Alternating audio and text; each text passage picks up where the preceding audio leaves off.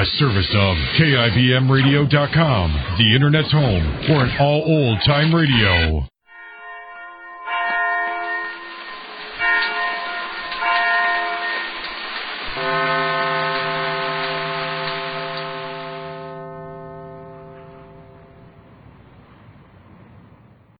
Kroger Tender Ray Beef, no other beef so fresh can be so tender, presents Hearts in Harmony, transcribed.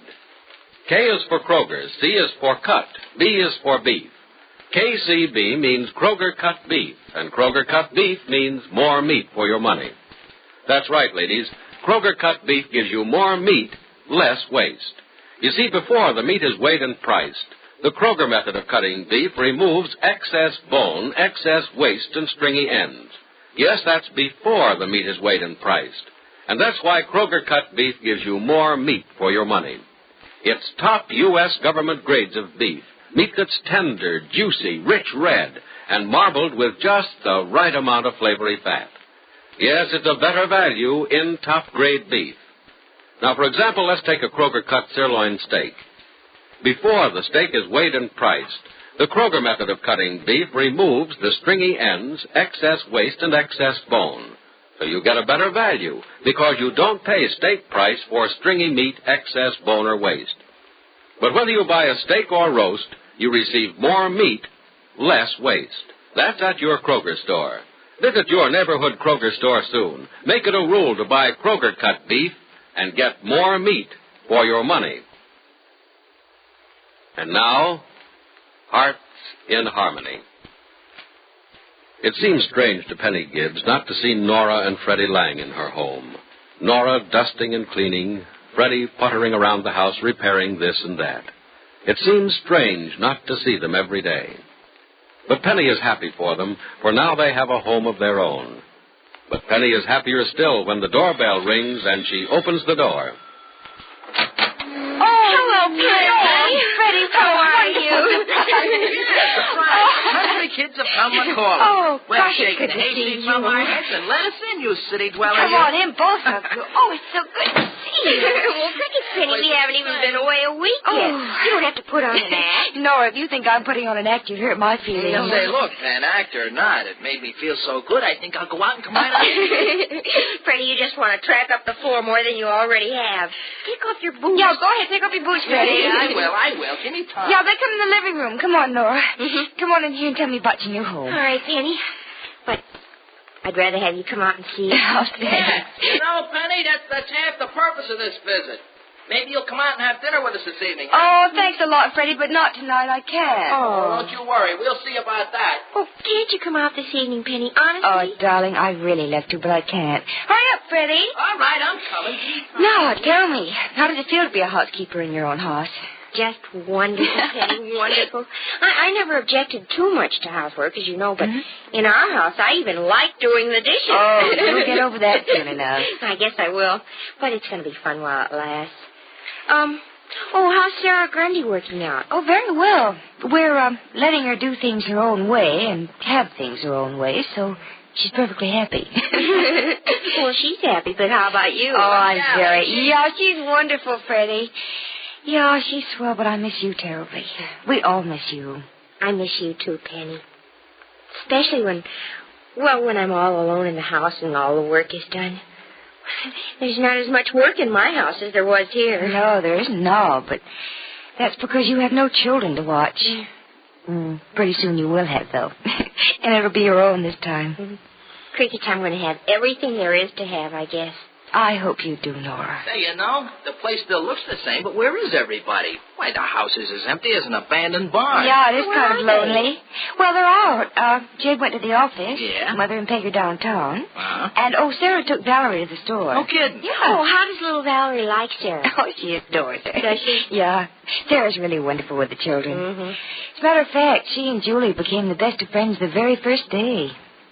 I think it's because Sarah's firm but kind. The children like that. Well, I don't see how Julie goes in for the firmness of Sarah's kind, but... Well, then, Julie's always been one of those kids who'll take anything as it comes along. Yeah. Say, tell me, is there any more news about Julie's movie career? Oh, yes, how about that? Well, I think Peg's decided that Julie will definitely not go to Hollywood, Freddy. No? No. In many ways, I think it's a wise decision. Yeah, I guess so, but... Gosh, I'd sure like to see Julie on the screen. Then I could say to everybody, I knew her right.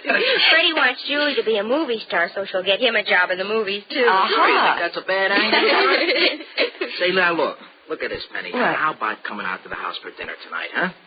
Now, what else have you got to do? Anything? Oh, Freddie Lang, I have so many things to do. Oh, Come no, on, don't can't give they me that. wait? We won't keep you out late. No, Nora, thanks. Oh, darling, I shouldn't. Oh, come anyhow. Sure, come on. Look, let's decide a little bit later about that. It's getting kind of late, and I'm expecting several phone calls about the center that I have to wait for. As a matter of fact, if I did go, I'd have to make arrangements with Peg and Mother. Well, that's all right. There's no rush. We got plenty of time, and we've come to stay for a while, unless you're going to kick us out. I will kick you out. We don't want to leave without seeing everybody else. But, Penny, you will give some thought to coming out tonight, won't you? Yeah, Pen, how about it? Listen, where did this pen come from, Freddie? Huh? Yes, you're suddenly calling Penny Pen. Yeah, get that, will you? I just noticed it myself. First it was Gibbsy, and now it's Pen. Freddie, Hmm? have you ever thought about calling me Penny? Well, every once in a while it slips out. But then why should I go and call you Penny? Everybody else does that. And you don't object if I kind of kick your name around a little bit? No, I don't object. Don't mind Freddie. He just has to be different, Penny. Oh, I know, Freddie. Oh, by the way, What? the other day Sarah Grundy was complaining about your different farming methods. Yeah? Yeah. Well, she would.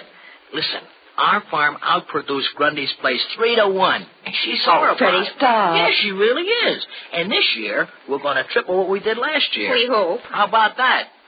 Hey, anything around this place need some fixing? Yeah, the usual things. There's only one trouble. What's that?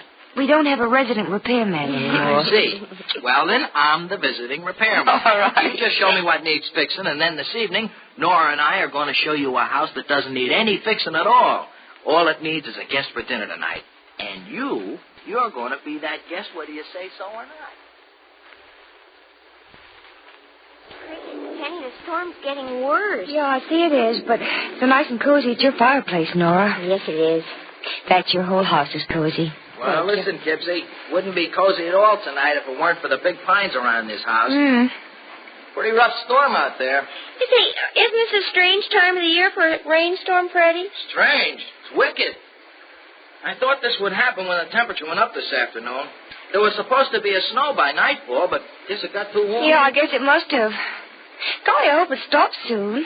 I stayed so much later than I should have. Oh, no, I don't know whether or not it'll let up at all tonight, Pen. Even if it does, it's going to turn the snow on the ground into water, and then I guess we'll have a baby flood.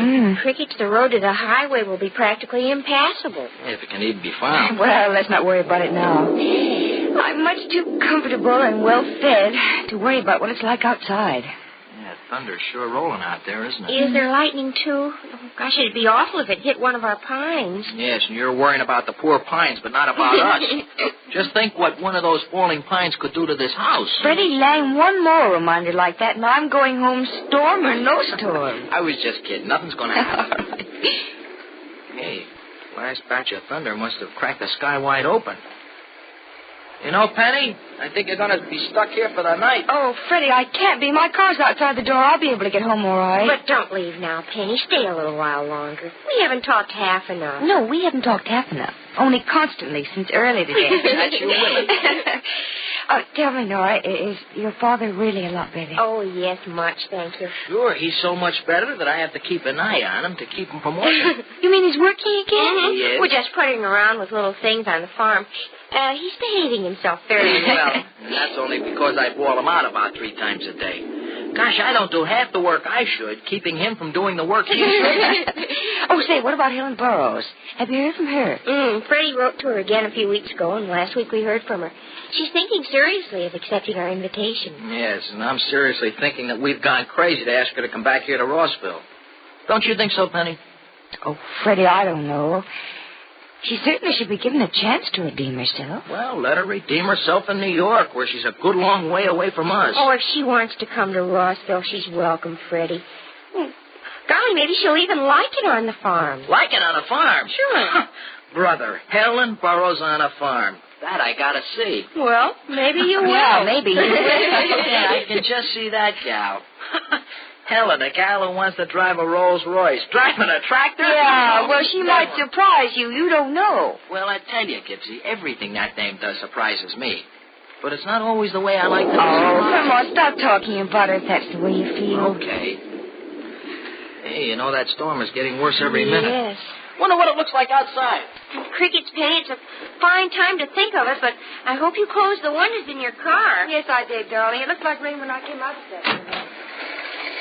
Hey, Pan, Yeah. you're not going anywhere tonight. Freddy, close the door. It's cold out there. Oh, I'm sorry. Yeah, it's cold out, all right. And wet, too. Look, Pen, you'll just have to stay here tonight. Freddie, I can't. You've got to. It's crazy to drive. Oh, please stay, Penny. No, I'll get home all right. Look, you won't even make it down the road to the highway, Penny. Or even get away from the house. Are you sure about that, Freddie? Come Sure, look. listen, look out there. Hey, it's too wet and slippery. You'll end up in a cold and watery ditch. No, Mud listen. through these Now, roads. Penny, you're staying, and that's all there is to it. Well, there seem to be 2 against 1. Oh, wonderful. Oh, Cricket's Freddy, we're getting to use our guest room the very first time we have a guest. And I suppose you think I didn't arrange this storm, huh? Freddy, listen, I knew what we were in for tonight. That's why I said we had to have Penny come out for dinner. Now, how's that for thinking, huh?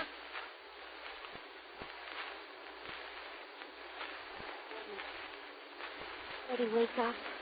Huh? Please, Freddy, wake up.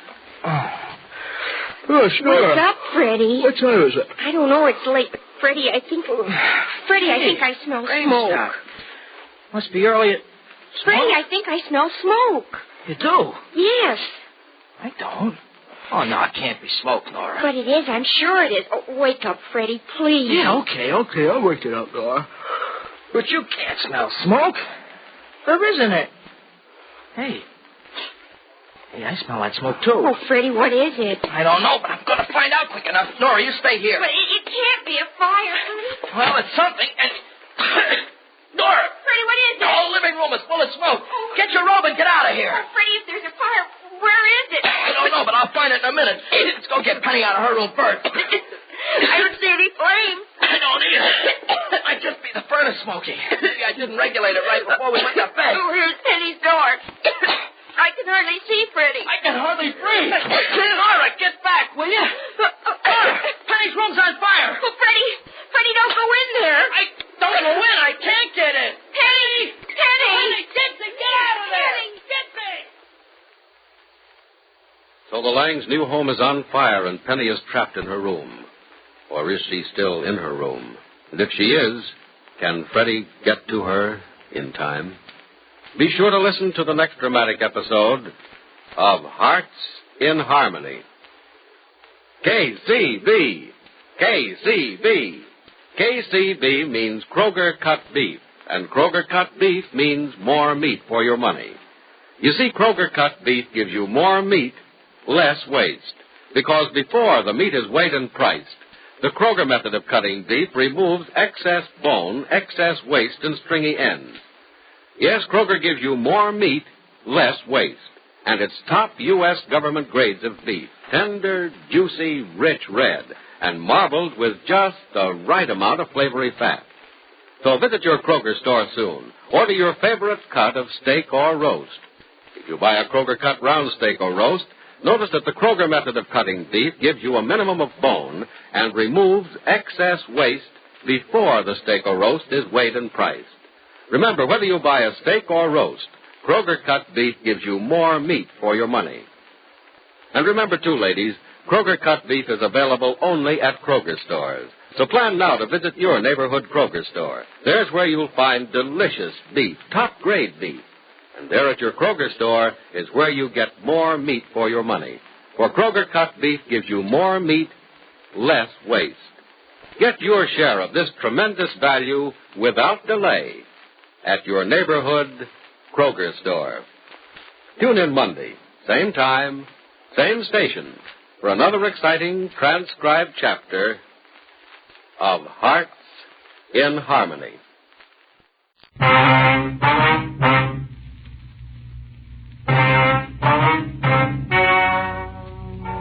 Ladies and gentlemen, the story you are about to hear is true. The names have been changed to protect the innocent. Dragnet.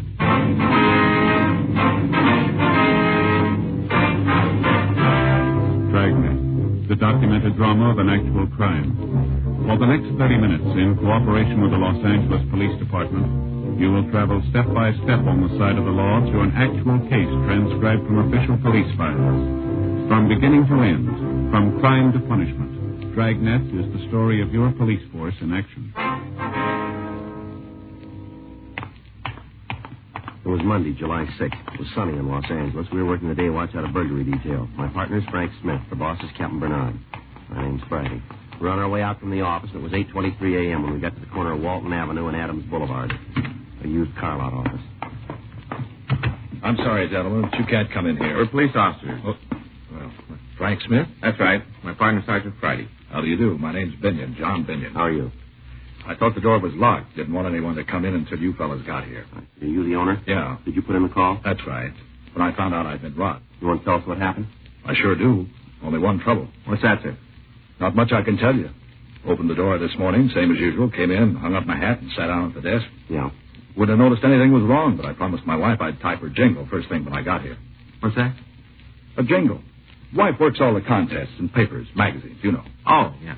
She writes them in longhand, then I have to type them. Uh-huh. It takes up my time, but it makes her happy and keeps peace in the family. Yeah, you want to go on? I sat down at the desk. Opened the door on this side. See? Yeah. Reached in to pull the typewriter up into position. No typewriter. It was gone, huh? Yeah. Knew something was wrong. I'd used it yesterday just before I locked up the place. I see. I looked around to see if anything else was missing. The adding machine and my desk fountain pen are gone, too. Now, how about the outside? Are there any cars missing? Yeah. One. A 1953 Dodge. I was saving the real bad news to last. All right, we'll need a description, the color, the model, the engine number. Mm-hmm. Knew you'd want it. Got it all right here on this card. Here you go. Okay. Better call this in, huh? Yeah. Leighton print from the lab, too. Right. You can use either phone. Thank you. Can you give us the serial numbers on the typewriter and the adding machine? Have to talk to Mabel first. She has them filed someplace. That's your secretary? Yeah. This is her day off. Well, now, as far as you know, then, you've told us about everything that was taken. Yeah? Were these windows locked when you came in? Yeah. I never open them. Don't have to. Place is air conditioned. You say the front door was locked, huh? Yeah. Extra key is gone from the board, though. Fellas will be right out there. All right. What were you saying about those keys? Want to step over here? I'll show you. Now, these are the keys for the cars on the lots. All labeled. Here's where the keys for the Dodge were. Mm-hmm. This hook had the extra key for the front door. Binion, how many keys are there for the office? 3. I have one. Mabel has one. The other one was on the board. How long has she worked for you? Mabel? That's right. About 8 years. If you think she had anything to do with this, forget it. I'd as soon accuse my own wife. We can understand it, Binion. We'll have to talk to her. All right. I'll call Mabel and have her come down. We'd appreciate that. I know she didn't have anything to do with this. I'll give you odds on that. Anyway, I've read in the papers recently where there have been other burglaries like this. Yeah. My money says it's somebody with experience. Maybe. You must have some idea who's doing it. Well, we're working on it. In other words, you don't have us to go on. Not a lot. Doesn't sound too good for me. I mean, my chances of getting my property back. We'll do what we can, sir. I know, but if you don't have any leads, if they don't make any mistakes, isn't much you can do, is there? Seems to me the thieves always have the edge. Yeah, it begins that way. Hmm? They always start before we do.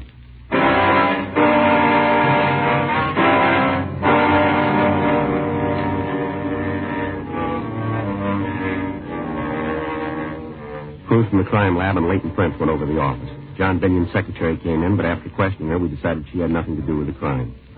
She went through her desk and told us that a check made out to her employer was missing.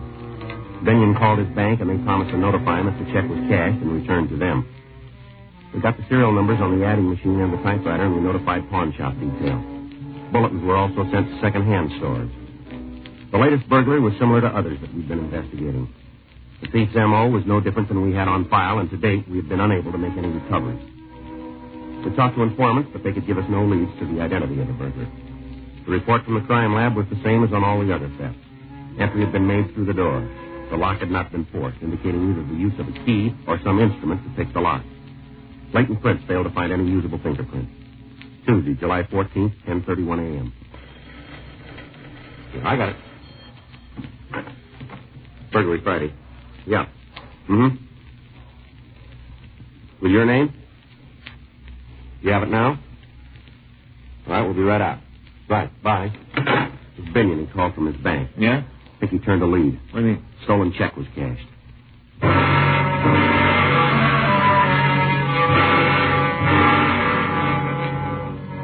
When we got to John Binion's office, he showed us the check. We compared the endorsement with his signature, and it proved to be a good forgery. The check had been cashed by a Sylvia Carnes. Frank and I drove to the address. It was a small bookstore at the corner of Citrus Avenue and Hollywood Boulevard. Miss Carnes was shown the check, and we asked if she remembered who'd given it to her. Let me think now. John Binion. Not too good on people's names. Let me check the sales slips for that day. I should have a record of what he bought. Excuse me. I forget names, but when I look at the books they buy, most of the time I can remember the person. Mm-hmm. Yeah, here they are. You always write the name on cash sales? Yes, it's a good way to build a mailing list. Mm-hmm. Here it is. John Binion on the 8th. Let's see. Mm-hmm. Well, can you remember anything about the man? I might. May I have the slip, Mr. Freddy? Here you are. From Blackboard to Back Bay. Oh, yes. This is by a country school teacher. Gave up the little red schoolhouse to become a private tutor. Tells about some of his problems and how he dealt with them. It's quite amusing. Yes, ma'am. But does it remind you of anything about the man?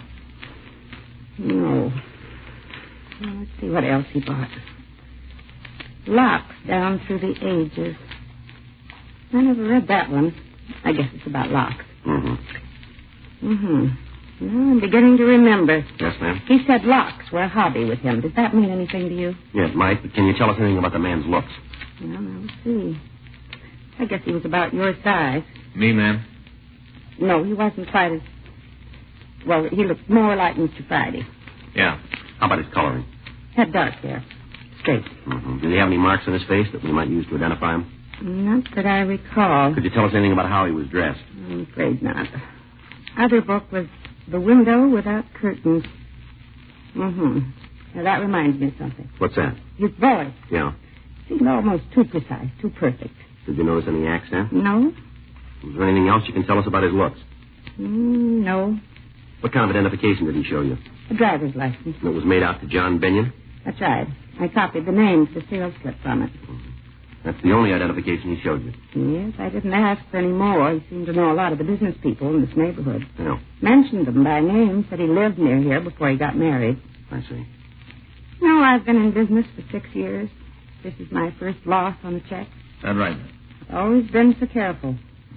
This man, though, he seems so honest, so polite. Sure rough on me. I have to suffer the loss. Check was for $30. He only bought $10 worth of books. I gave him $20 of my own money. It's a real loss, I can tell you. Well, yes, ma'am. There's one thing in your favor. What's that? He's going to feel it more than you will.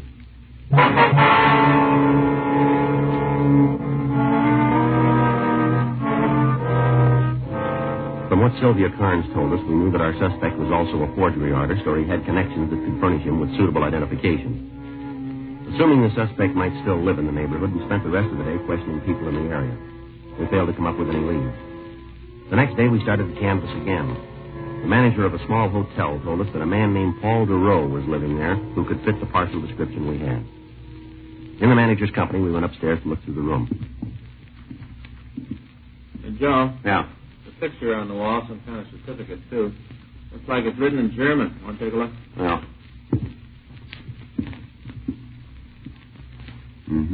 That looks like Dutch to me. You see there? Guy's wearing a 45. Looks like he's carrying an American carbine. He's not wearing any kind of a uniform. Well, what he's trying to prove. Certificate probably says what it's for, huh? Yeah, maybe. Let's find out if this is DeRoe in this picture here. Mr. Bleeker, will you take a look at this and tell us if it's DeRoe? Yeah, sure. What do you say? He's younger here, but I'd say it's him. All right, thank you. Frank? Just a minute, Joe. Better see if Miss Carnes can make an identification from this picture. Yeah, take a look at this. Just turned it. Found it up there on the shelf, wrapped in an oilskin tobacco pouch. Yeah. Torsion bars, vibrator, ballpoint pick. It works. Looks like good steel, too, doesn't it? Well, guess we got the right room. Unless they all come with burglar kits.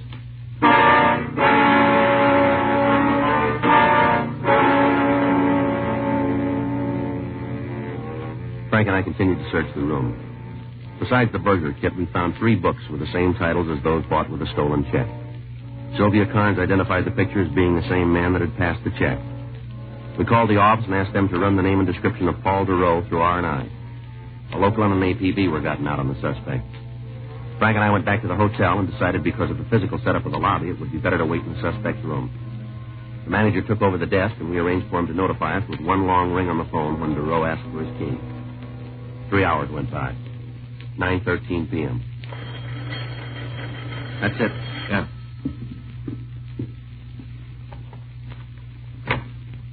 All right, hold it right there. Oh. Get the light, Frank. Yeah. Who are you? Police officers, what are you doing here? You're police, eh? That's right. Who are you? Paul sent me up here. Paul DeRoe? That's right. Where's he now? Why do you want to know? Come on, lady. Where is he? Waiting for me. Where? Outside in the car. Is he still waiting? I don't know. What do you mean? Well, he left me off at the door. There wasn't any place to park. All right, go ahead. He was going to drive around the block and pick me up. What kind of a car is he driving? Well, I'm not sure. You rode in it, didn't you? Yes. Well, don't you know what kind it is? I didn't pay any attention. Well, what do you mean? Well, he drives so many different kinds.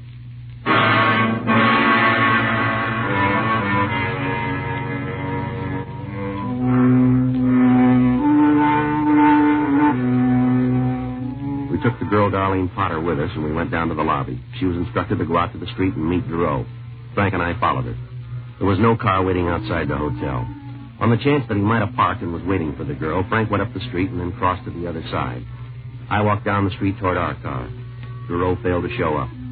We went back to the hotel and asked the manager to call us if the suspect returned, and then we took the girl down to the city hall. During the trip, she maintained she didn't know what make car he was driving. She said he told her that he was an automobile salesman, but he also worked as a private teacher. We ran her name through R&I, but we found no record. The run on the name Paul DeRoe had failed to turn a package. Leighton French was requested to go over to DeRoe's room, 10:02 p.m. We continued to interrogate Darlene Potter. How long have you known DeRoe? I told you before. 3 months. Who did he say he worked for? He never said. Where did he teach? Private homes. Can you give us their names? No, I can't tell you. You don't know? That's right. He just said he taught. Never said where. What did he teach? Language. What language? French, I think. You haven't told me what this is all about, but I'm sure there's a mistake. Paul wouldn't have to do anything wrong. Why do you say that? He's too intelligent. Well, it doesn't look that way right now, does it? Paul's a hero. What else do you know about him? What? His background. Where's he from? I'm not sure. I think he said something once about going to school in Paris. Is he an American citizen? I just assumed he was. He never said anything different. Uh-huh. Can't you tell me what he's done? We'd like to talk to him about some burglaries and some car thefts.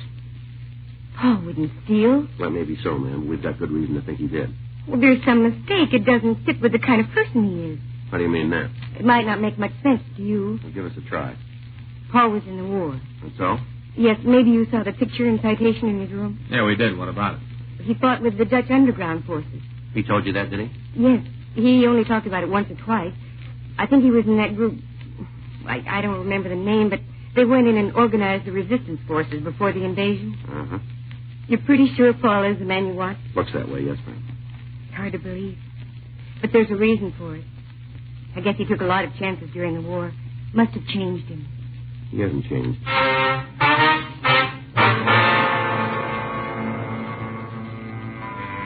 Further interrogation of Darlene Potter convinced us that she knew the suspect only as a friend.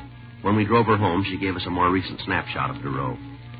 The next day, copies were made and distributed to radio patrol units. Frank and I went back to the hotel to make another check of the room to try and find something that might lead us to any of his friends or associates. We found a list of names and addresses under a desk blotter. The first 4 people that we talked to all told us the same thing. They said that the man known as Paul DeRoe was a private tutor for their children.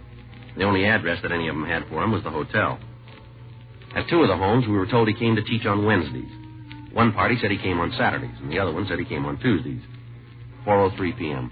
We identified ourselves and were admitted to a home on Chatham Drive by a Mrs. Grace Findlay. Won't you gentlemen be seated? Thank you very much. What was it you wanted to see me about? Well, Miss Findlay, we'd like you to look at this picture and tell us if you recognize this man. There you are. Why, yes, that's Paul DeRoe. Wonder if you'd mind telling us what you know about him. Well, I'm not sure I understand just what you mean. Well, is he a friend of the family? Yes, in a way. He's the children's French teacher. Uh-huh. He's not in trouble with the police, is he? We'd like to talk to him. I hope it isn't serious. Well, it might be, Miss Finley. serious enough to have him put in jail? Might be. Oh, I'm sorry to hear that. He's been so wonderful with the children. Mm-hmm. He's the third teacher we've had. Somehow they never liked the others, but they're just crazy about Paul. You're certain he's done something wrong? We'd like to find him and get his side of the story. Now, do you have a home address for him? Yes. Does he know you're looking for him? We wouldn't know that, ma'am. It's strange. How's that? Well, I was thinking if you're looking for him and he knows it, it's odd he called here today. You talked to him today? Yeah. Thursday to give the children their instructions. Yes, ma'am. He said he'd be here at 5 o'clock.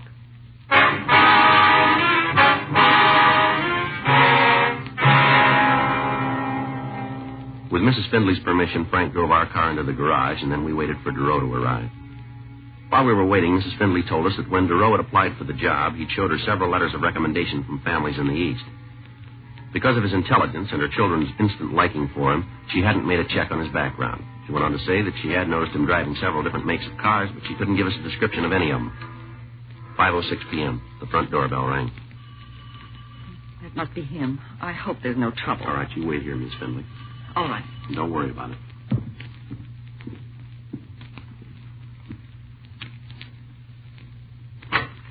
I'd hold it right there, Duro, police officers. This is hardly the reception expected. All right, move over. Put both hands up against the door. Come on, move. We use the same method. Frank? Yeah, he's clean, sir. I could have told you, gentlemen, that I'm not in the habit of coming to a client's home carrying a gun. All right, turn around. Get your hands behind your back. Couldn't we dispense with the handcuffs? This is rather embarrassing. Well, you'll get used to it. I was thinking about the children. I don't want them to see me like this. You should have thought about that sooner. Better get the car, huh? Right. I imagine this is about the check I cashed? A few other things. I worked with the Americans during the war. Good so? I learned a good many things about them. Very resourceful, brilliant, and eager to help the less fortunate. You forgot one thing, didn't you? What's that? They don't like to be robbed.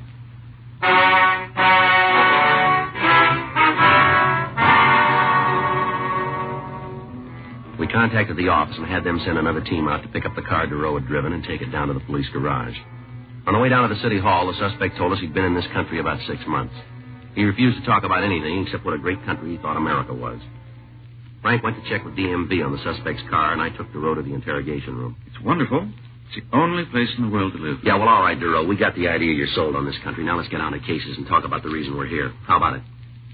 It might as well be now as later. All right, fine. You want to start by telling us what you did with this stuff? I spent the money. The books are in my room. What about the other things you stole? Oh, there must be some mistake. I didn't steal anything. Well, you cashed a forged check, didn't you? Yes, I admit that. And the check was stolen? It's possible, but I didn't take it. You expect us to buy that, Duro? It's entirely up to you. Where'd you get it? If I said I found it, could you prove otherwise? It won't be necessary. We can nail you on a forgery rap right now. That's what I had in mind. I had no desire to be connected with anything else. Well, you seem pretty anxious to pick up that tab. Well, it's only right. I took a chance and lost. I'm willing to settle for my mistake. Yeah, well, that's real big of you, but I got a hunch we'll be able to tag you with more than a 470. Sure, let me see. Yeah. What do you got? Well, I'm not sure now we got the right guy in the car theft. What? I checked with DMV. The car Duro is driving is registered to a Seward car company. I called him. Yeah. They tell me he works for him.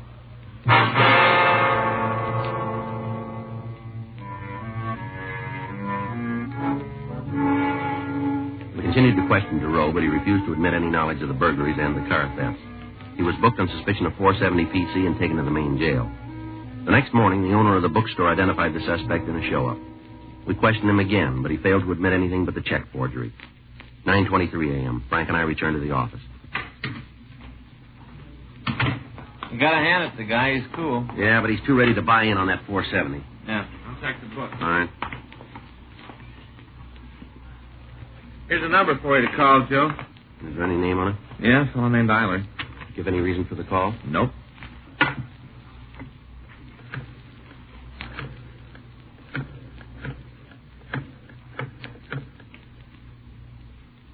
Hello, I'd like to speak to Mr. Eiler, please. This is Sergeant Freddy, Police Department. That's right. I see. All right, sir, we'll be right out. You want to give me that address? 347. Right, thank you. Fellow runs a garage, saw the spread on our suspect in the morning paper. Yeah? He says from the description they gave, Duro was in his garage. Uh-huh. Brought a car in to be painted.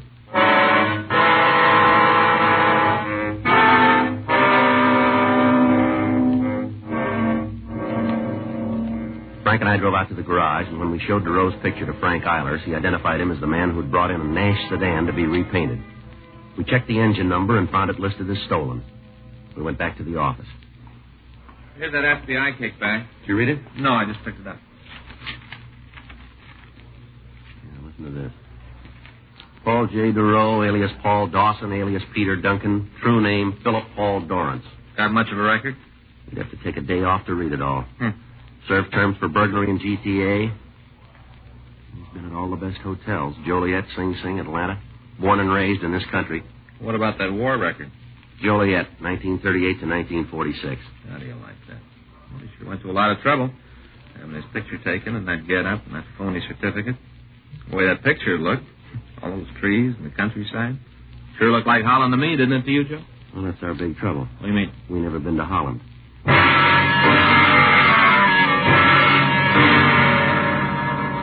We went back to the main jail and had the suspect brought to the interview room.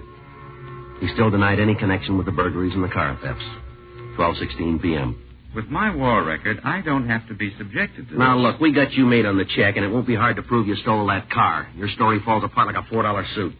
I have great admiration for the Americans. Yeah, you've been telling us that. I managed to escape situations more difficult than this during the war. I was trained for it. Yeah, you told us. Of course, there was some difference then. We were all on the same side and fighting for the same things. You know you're doing a lot of talking, but you're not saying anything. I'll tell you what you want to know. You do that. Yes, Well, all right, go ahead. I will. But first, I'd like to tell you about the shoes. About what? Shoes. What about it? I fought with the Dutch underground.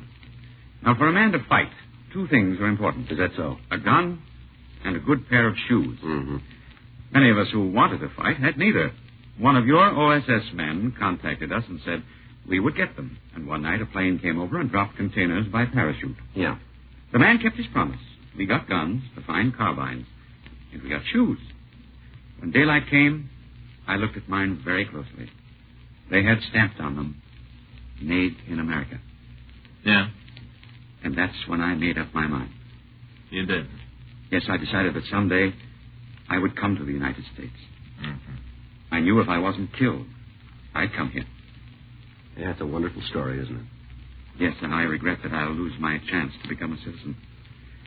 They may even deport me for this. No farther than the nearest jail. Now, please don't make light of my predicament. I admit I made this one Oh, mistake. come on, look, settle down, will you? I can buy a better story than yours in any magazine. All right. I didn't want to do this, but I insist that you call the Dutch consul. They never heard of you. Well, there must be a mix-up of some sort. Somebody must know me. Yeah, sure, every prison warden in the United States. You've got a record that'll reach from here to Holland, but that's the closest you ever been. Your real name's Philip Dorrance. The only war you ever fought was in the prison library over the daily papers.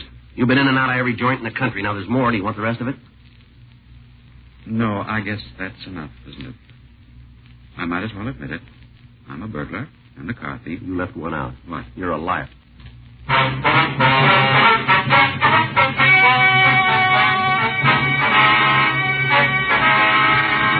Paul Michael DeRoe was tried and convicted of burglary in the second degree, 3 counts.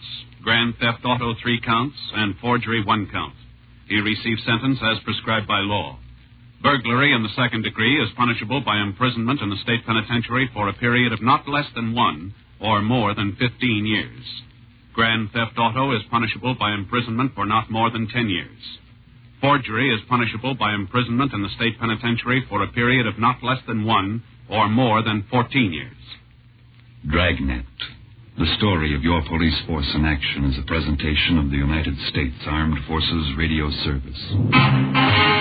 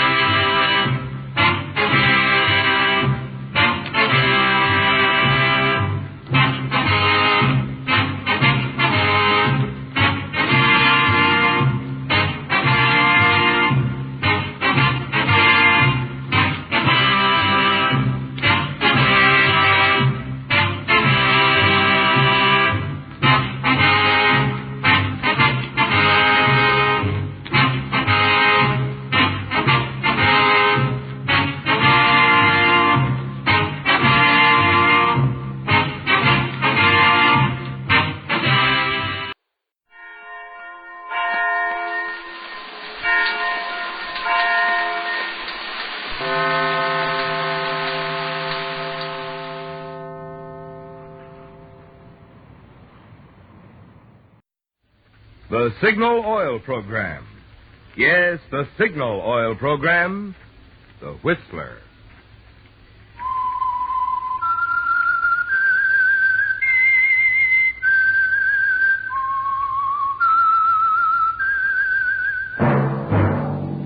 That whistle is your signal for the Signal Oil Program, The Whistler.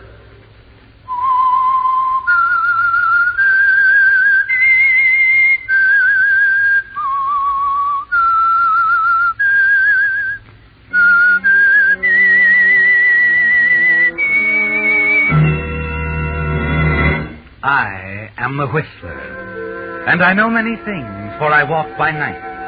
I know many strange tales hidden in the hearts of men and women who have stepped into the shadows. Yes, I know the nameless terrors of which they dare not speak. Yes, friends, it's time for the Signal Oil Program, The Whistler, rated tops in popularity for a longer period of time than any other West Coast program in radio history. And Signal gasoline is tops, too, tops in quality.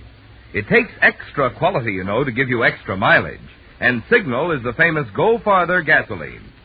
So look for the Signal circle sign in yellow and black that identifies independently operated Signal stations from Canada to Mexico. And now the Whistler's strange story. Perfect Alibi.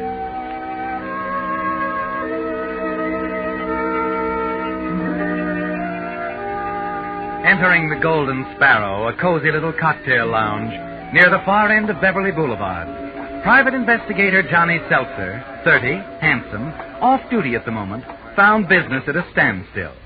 He went straight to the bar and ordered a drink. Scotch and water. I'll mix it. Right. Old Masters, if you have it. Old Masters it is. Good. Johnny carried his drink to the nearest empty table and sat down to think.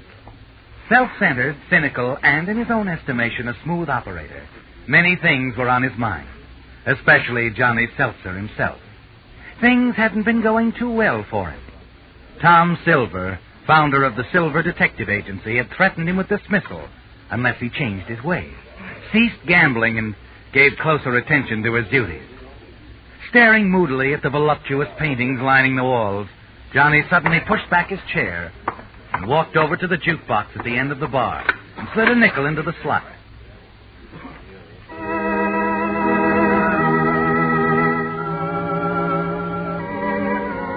Returning to his table, he sat back to finish his drink, listen to the music, and sympathize with himself.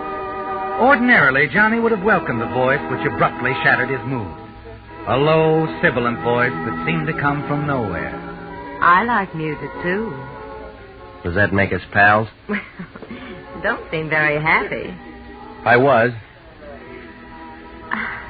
Most men would be glad to see me. Yeah, well, I'm different. I'm sure you are. That's why I came over. That was my wife's favorite line. Maybe that's why it didn't register.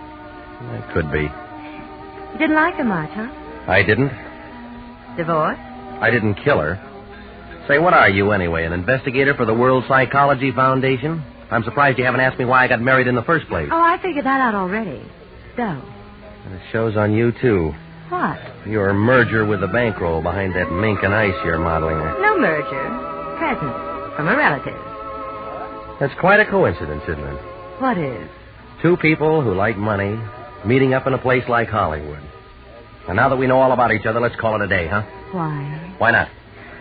Oh, I don't know. Maybe because it's still early. Maybe because it's raining outside. That's not good enough. I like to walk in the rain. Nice if you'd invite yourself over. Maybe I'll run into you again sometime. Wait a second. Yeah? Am I that hard to take? How would I know? You might find out. I'm not curious. Can I take your order? No, thanks. I'm taking a powder. Waiter, 2 scotches and waters. We'll mix them. I said I was leaving. Don't be like that, Johnny. Sit down. What was that name you called me? You're Johnny Seltzer, Private Eye, aren't you? Okay. You know who I am. I figured that pickup pitch was a phony. Well, like you said, I'm Johnny Seltzer. And I'm Alice Collins. Who's she? She's the niece of Charles Collins. Charles Collins? Not the number one boy of lumber. That's what it says in the paper. I never saw him till 2 years ago. He wrote and asked me how I'd like to live out here. And I said I'd like it. So here I am. Mm-hmm. Eastern talent? I was born and raised in Springfield, Missouri. Who sent you to me? Nobody. I saw you out at Dilbo's one night last week. I asked a croupier who you were. I see. The lady gambles, loses. Now she wants me to get her money back, right? Wrong. No, I don't think so. What did you do? Follow me here from the office? Mm-hmm. Am I forward? Well, just say easy to approach, like a department store. Pardon me. Okay, waiter. Let's have the check, huh? Just put it on my bill, will you please? Certainly, Miss Collins. Take it out of this. Keep the change. Thank you. Well, that was nice of you, Johnny. Cigarette? Thanks. Now, look, Springfield, you got an angle or you wouldn't be talking to me. What is it? You ought to get over that inferiority complex. There's no angle. I just thought you'd be a nice guy to know. Later on, after I know you better, I might be able to throw a little business your way. Detective business? Terrific detective business. Maybe as much as $50,000. Well, that's nice money. It's too bad I work on a straight salary. The Tom Silver Detective Agency makes the deal. Not this one. This would be a special deal, Johnny. $50,000. Just for you. Interested? If it was legit, you wouldn't be putting out that kind of dough. You're jumping to conclusions, aren't you? Maybe. But if I'm wrong, you can always take it up with the agency. You know where the office is. Okay, Johnny. But if you ever change your mind and want to talk it over, call me up. I will. So long, Springfield. You can get me almost any afternoon at Melrose. 5, 4, 3, 2, 1. That's easy to remember, Johnny. All you have to do is count 5 backwards.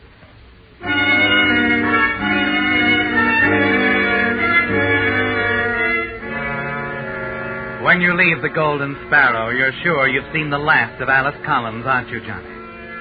Yet a few days later, you're not so sure. Your boss, Mr. Silver, has you on the carpet again, and you have an unpleasant feeling you'll soon be out of a job. $50,000 is a lot of money, and Alice herself is something to ponder over. She's really beautiful, isn't she, Johnny? You can't forget her lovely features, her low musical voice. The things she said keep repeating themselves. $50,000.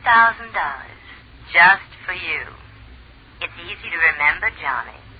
Melrose, 5, 4, 3, 2, 1. All you have to do is count 5 backwards.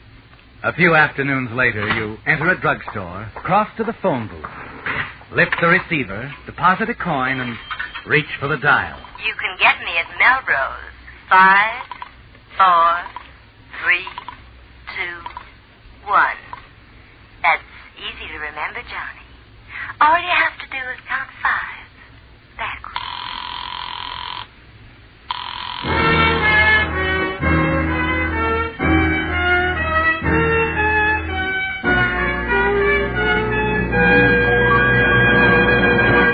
With the prologue of Perfect Alibi, the Signal Oil Company brings you another strange story by The Whistler.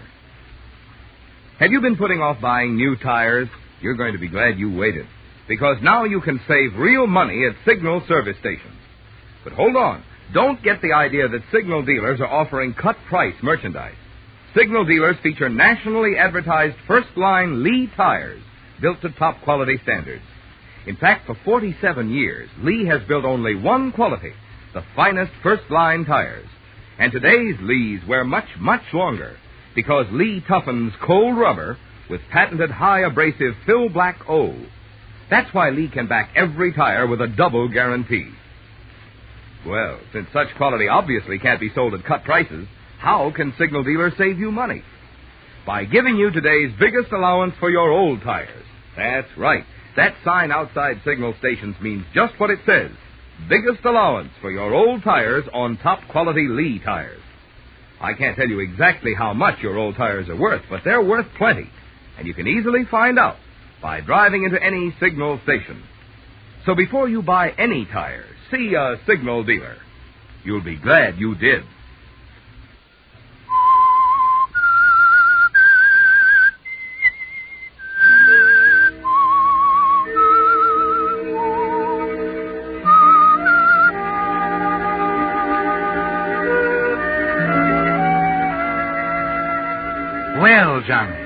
A few days ago, when you left the Golden Sparrow after your pickup tete-a-tete with Alice Collins, niece of the multimillionaire lumberman Charles Collins, you didn't expect to see her again, did you? You're a licensed private detective, and she sounds like trouble. But with things piling up on you as they have, you decide you were a little hasty. An hour after phoning her, you drive to a modest little apartment building on Fountain Avenue near Cahuenga. Curious but still cautious, you knock lightly on the door.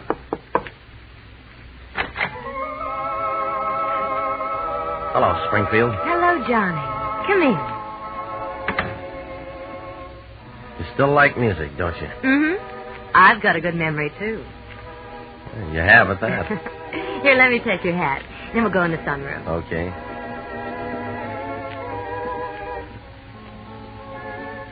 Sit here, Johnny, and help yourself.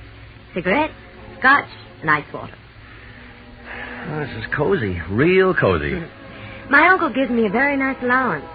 I spend every weekend with him, out at his home near the ocean. That's quite a home, from what I hear. Swimming pool, badminton court. Mm-hmm. But I'm young and like to go places. Uncle Charles didn't want me to drive out there alone late at night all the time, and so he suggested I take an apartment in town. You see, I'm his only blood relative. You ought to have quite a future. Mm-hmm. If I'm not an old lady before anything happens to him. I wouldn't dwell on it. Nobody lives forever. Excuse me, Johnny. Sure. Oh, Frankie. Hello, beautiful. Here. Thanks. Oh, they're lovely. So are you. How about a drink? In the sunroom. You can mix me one while I put these in the icebox. I've been talking with the man for Uncle Johnny. Hello, Snoop.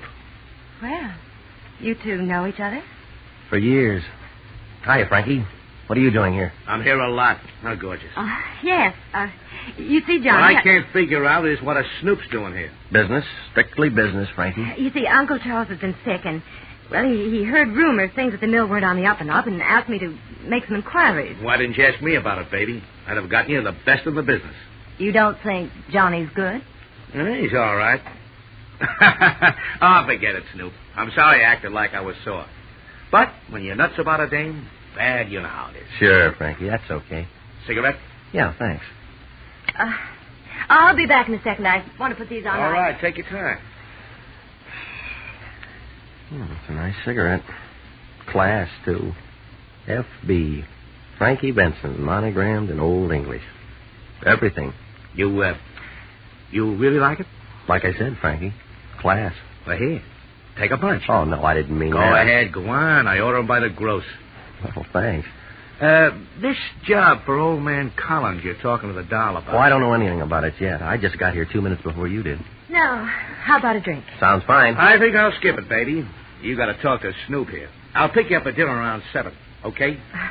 Sounds fine. Good. Drop around later on, Snoop. Say around 5:30. I might have an idea for you. 5:30 it is. So long, Frankie.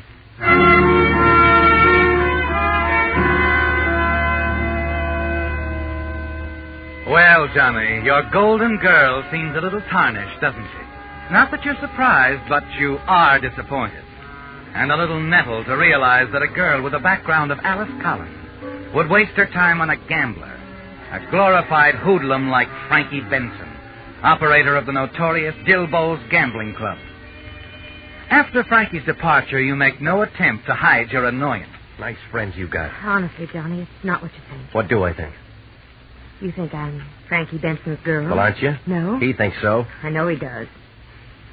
The way things are, I've had to let him think so. I owe him money, Johnny, a lot of money. Oh. So the lady did gamble and lose. Yes, she did. And if Uncle Charles found out, he'd cut off my allowance like that. Maybe send me back to Springfield, even. So you want me to get your money back? Springfield. This is where I came in. Frankie Benson plays too rough for me. Way too rough. Wrong again, Johnny. I don't want you to stick out your neck from... What do you want me to do? Just... that's all. Look, Springfield, that day I met you, you mentioned a piece of business you could throw my way. $50,000 worth. I said we'd talk about that after I knew you better. Now, how long is that going to take? Not very long, I hope.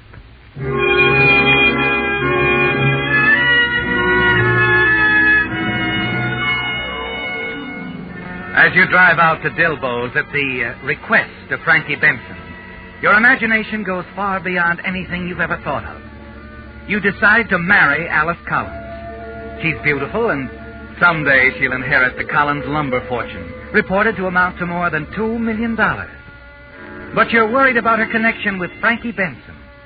Frankie usually gets what he wants in one way or another. And when he doesn't, well, accidents happen, don't they? But when you enter his office, he's more than friendly. Hello, Sherlock. Sit down. Thanks. Take a handful of cigarettes. You said you like them. Well, like I said, they're class. I haven't seen you around lately, Johnny. What's the matter? Don't you like to play here anymore? Oh, sure, Frankie, but, well, I owe you nearly a G right now, and I figured maybe I'd better pay up before I... Oh, your credit's always good here, Johnny. As long as we're friends. Well, that's nice to know. Well, what'd you want to see me about? Oh, nothing in particular. Just curious about that snoop job for old man Collins. Is it all set? I don't know. Alice, or Miss Collins, is going to talk to her uncle about it. I'll know in a couple of days. How come she picked you? Oh, she didn't. She called the office. The boss sent me out to talk to her. I'm glad you told me that, Johnny. I've always liked you. If there's anything I hate, it's being jealous of a guy I like. Well, like I told you, Miss Collins is called as a client, and the boss sent me out there. It's strictly business, Frankie. I'm glad, Johnny. And I hope you keep it that way. Both of you.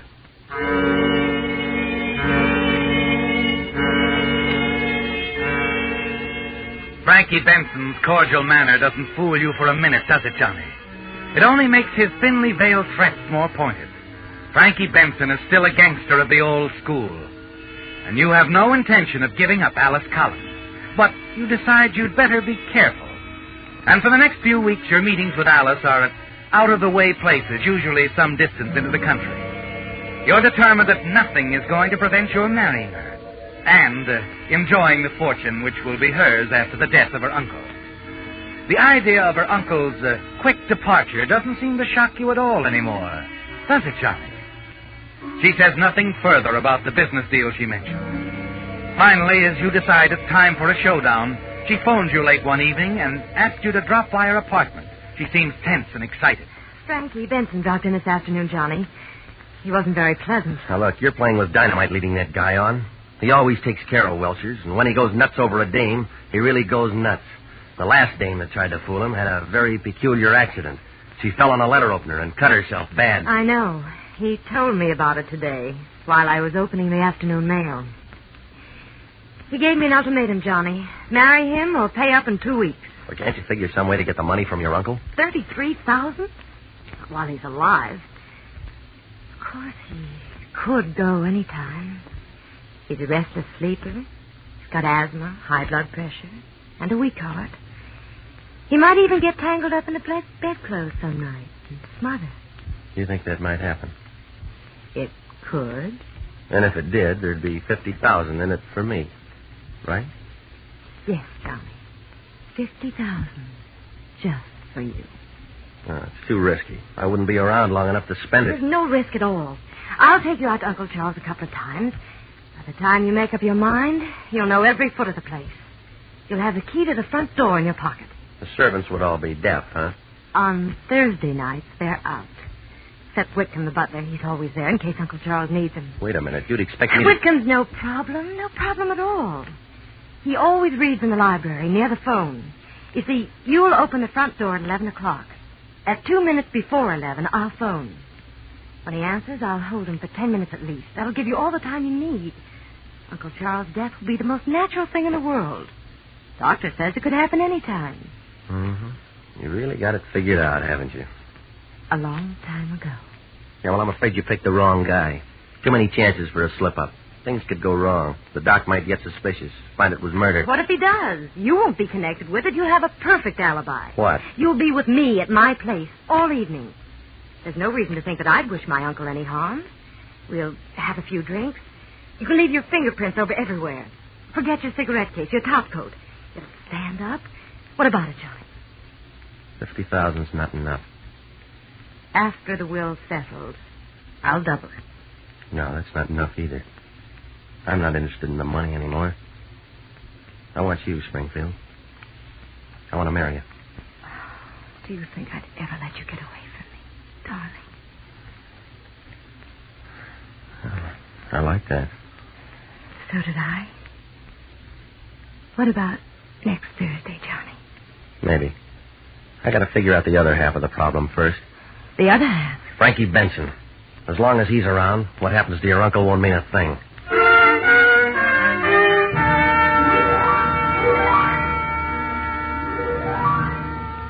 And you do figure it out, don't you, Johnny? Frankie Benson's monogram cigarette. Instead of making it look like an accident, you'll make it look like murder. A murder that will send Frankie Benson to the gas chamber. The following Thursday evening, you go to Alice's apartment to double-check the details. Now, look, Springfield, about Frankie Benson. He called up a couple of minutes ago, Johnny. Wanted to drop over for a while. I told him I had a headache. What'd he say? He's beginning to scare me, Johnny. He told me I'd better take a nap. Said I might get dizzy and fall down and hurt myself. Said he'd call back in a couple of hours and see how I felt. Good. That's all I needed. Let's see. It takes about 40 minutes to drive from Dilbo's to here. All right. When he calls back, tell him to come over about 11:15. But I thought you were... I'm taking care of Frankie tonight, too, with one of these. Frankie's monogram cigarette. Yeah. I worked it all out, Springfield. All I needed was a break, like Frankie's phone call. Tonight's job's going to be murder. A murder that'll send Frankie Benson to the gas chamber. Oh, no, Johnny, the other way's safer. We won't get another chance like this in a million years. Now, when I leave, I'll drop one of these monogram cigarettes by the front door. The rest is automatic. Oh, no, Johnny, it won't work. The cigarette will point to Frankie, sure, but it won't stand up when he tells the police he was framed. They'll believe him. Frankie hasn't any reason to kill Uncle Charles. I've taken care of that, too. I called the DA this afternoon. Said I was your uncle and told him to send a man out tomorrow morning. The newspaper boys will be there, too. They're expecting a big story about Frankie Benson. Oh, you're out of your mind, Johnny. Uncle Charles never gambled in his life. He never even heard of Frankie Benson. The DA heard different. He thinks your uncle found out about your gambling losses to Frankie. He sent out a private eye to Dilbo's. The guy picked up a couple of pairs of dice. Loaded. Cute, huh? Yes, it is.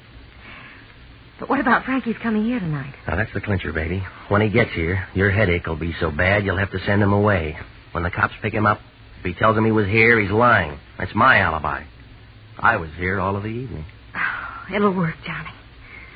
Oh, you're wonderful. Well, that's it, baby. With you to back me, it can't miss. Wish me luck, Springfield. All the luck in the world, darling. Hurry back. Well, I'm not coming back tonight, baby. Our alibi is all set. The evidence will back us up.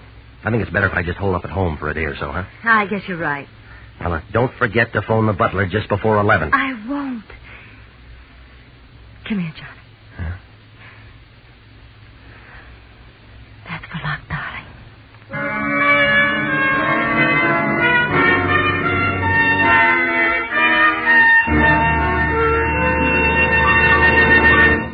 The Whistler will return in just a moment with a strange ending to tonight's story. Since this is the season when so many of the most popular radio shows go off the air for the summer, I have tonight what I trust will be good news for you Whistler fans. The Signal Oil program, The Whistler, will continue to come to you throughout the summer without interruption. This makes the 6th consecutive year that Signal Oil Company has broadcast The Whistler for 52 weeks each year. What's more, if your vacation travel should take you into other Pacific Coast states, you can still enjoy your favorite mystery, because Signal Oil Company broadcasts The Whistler on 16 CBS stations throughout 5 Pacific Coast states. For the nearest Columbia station to wherever you happen to be, just consult the handy radio log in the new Signal road maps, which are yours for the asking at all Signal stations. So this summer, when you want the tops in radio entertainment, we hope you'll continue to tune in The Whistler. And when you want the tops in gasoline quality, we hope you'll turn in to a Signal service station and fill up with Signal, the famous Go Farther gasoline.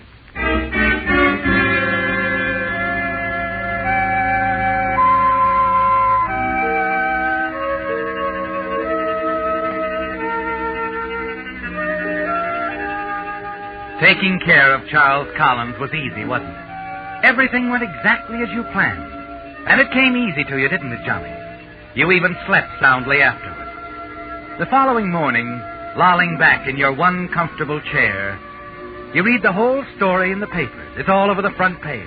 Lumber King murdered. Police solved case in record time. Killer apprehended. Everything worked out exactly as you planned, didn't it, Johnny?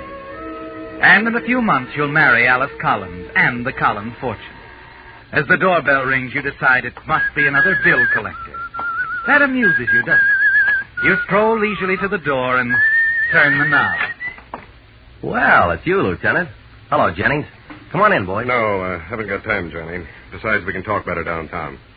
Get your hat. Is that official? Very. Murder, Johnny. Collins killing last night. Oh, yeah. I was just reading about that when you came in. You've been seeing a lot of his niece lately, haven't you, Johnny? Yeah, sure. She's a client of mine. I was with her last night, at her apartment, as a matter of fact. Mm-hmm. From 9 until, well, nearly 1 this morning. Is that an official statement? Of course it is. Make a note of it, Johnny. Well, as a matter of fact, we know all about that, Johnny. You left your fingerprints all over the place. You must have been pretty high. You even forgot your overcoat and cigarette case. Well, I'll admit we had a few drinks. But what's the idea, Lieutenant? The morning paper says you've already nabbed the guy that killed Collins. Yes, we have. Frankie Benson. He was a little noisy making his exit. Got panicky and dropped his card as he opened the front door. A half-smoked cigarette. Monogrammed. His own special brand. Benson admitted it? No. But his alibi was so phony, he's as good as convicted right now. Yeah, but what motive would Benson have? Plenty. Old man Collins had him cold. Crooked game. Loaded dice. He was going to give the DA the whole story this morning. Well, if you've got everything so sewed up, why do you want to talk to me about the Charles Collins murder? We're taking you in for the murder of his niece, Alice Collins, Johnny. She got hers about 11 last night in her apartment. Stabbed with a letter opener, as if you didn't know. Pretty clumsy accident, Johnny.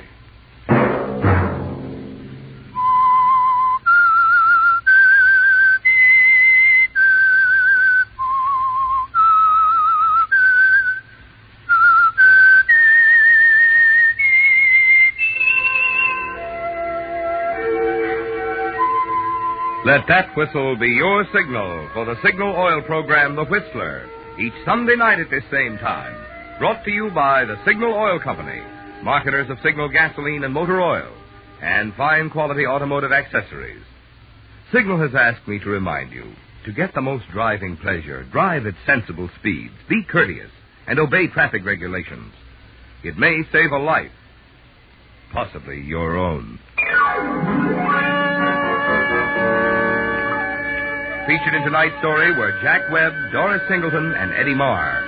The Whistler was produced and directed by George W. Allen, with story by Ed Bloodworth, music by Wilbur Hatch, and was transmitted to our troops overseas by the Armed Forces Radio Service. The Whistler is entirely fictional, and all characters portrayed on The Whistler are also fictional. Any similarity of names or resemblance to persons, living or dead, is purely coincidental.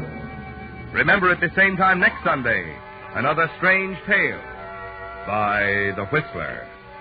Marvin Miller speaking. This is CBS, the Columbia Broadcasting System.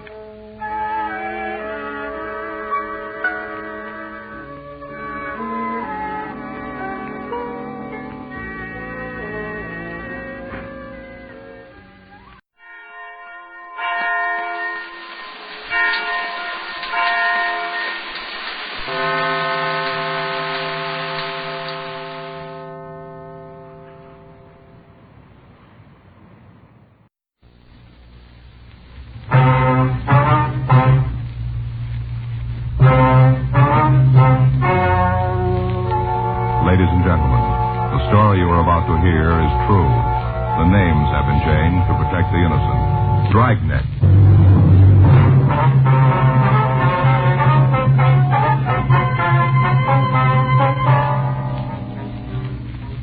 You're a detective sergeant. You're assigned a robbery detail. For the past 3 weeks, a strong-arm hold-up man has been terrorizing the downtown area.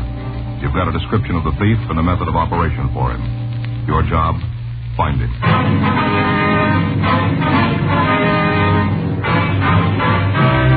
Dragnet, the documented drama of an actual crime. For the next 30 minutes, in cooperation with the Los Angeles Police Department, you will travel step by step on the side of the law through an actual case transcribed from official police files. From beginning to end, from crime to punishment, Dragnet is the story of your police force in action.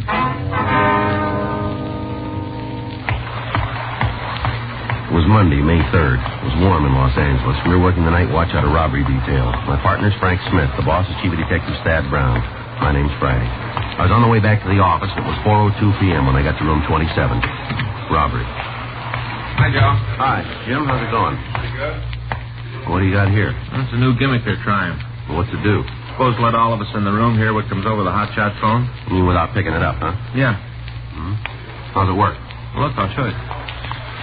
See, this knob here is the volume control. Mm-hmm. You just turn it on, put the phone on it, like this. You have to adjust this little gizmo so it fits the earpiece.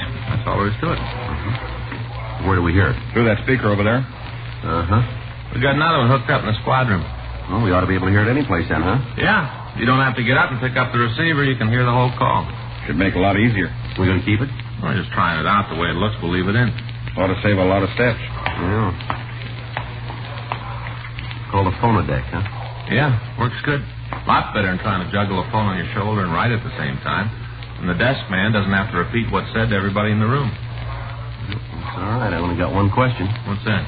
Wilson and Market Street, southeast corner, 211 and Slugging. Never mind. I just got the answer. Huh? It works. Wilson and Market Street, southeast corner, 211 and Slugging.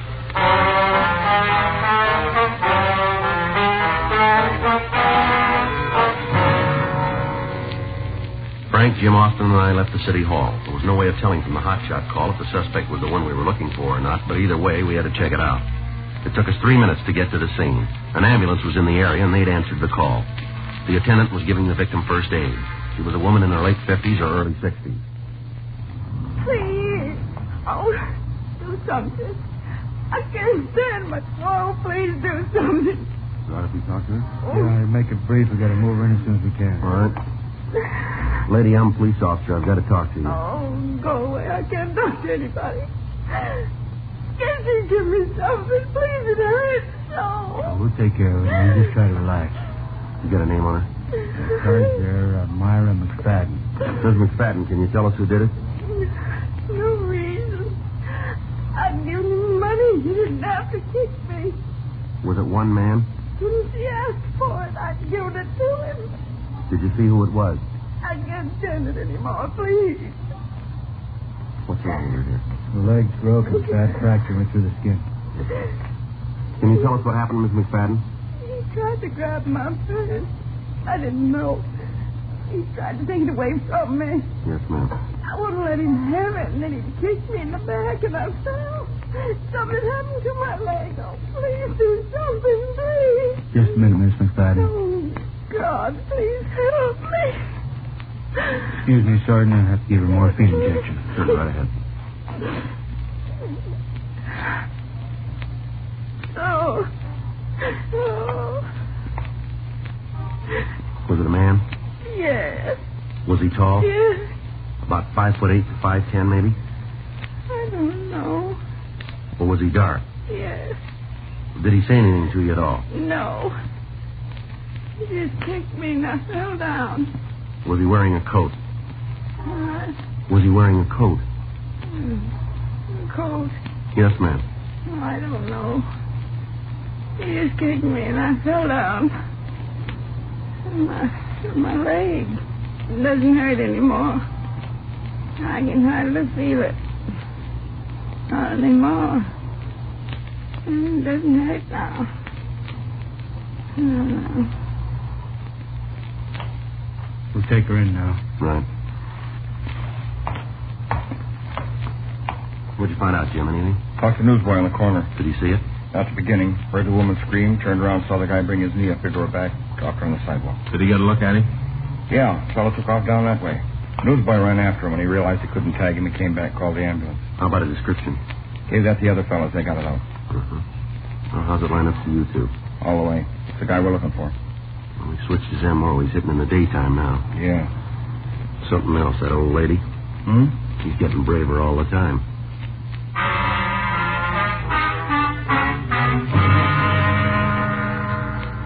We talked to the witness, and what he told us about the suspect, it was the same person we were after. There was only one change in his method of operation. Instead of waiting for darkness, he was now hitting in the daylight hours.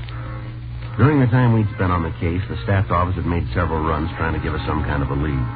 Everything about the suspect had been checked and rechecked. His Special show-ups were arranged, and possible suspects were shown to the victims. In spite of all our efforts, the suspect continued to run free. Wednesday, May 5th, Frank and I stopped for dinner across the street from the city hall. It's a big thing now. What's that? Mambo. Mambo. Dance step. Faye's been trying to get me to learn. She sees it on TV all the time. Mm-hmm. Faye says a man looks sophisticated when he does it. That's what she says, huh? Yeah. You think it would? Would what? Make me look sophisticated. Well, you want me to be honest? Sure, Joe. I don't think anything could do that for you. Oh, I'm glad to hear it, old buddy. Mm-hmm. I'll tell Faye.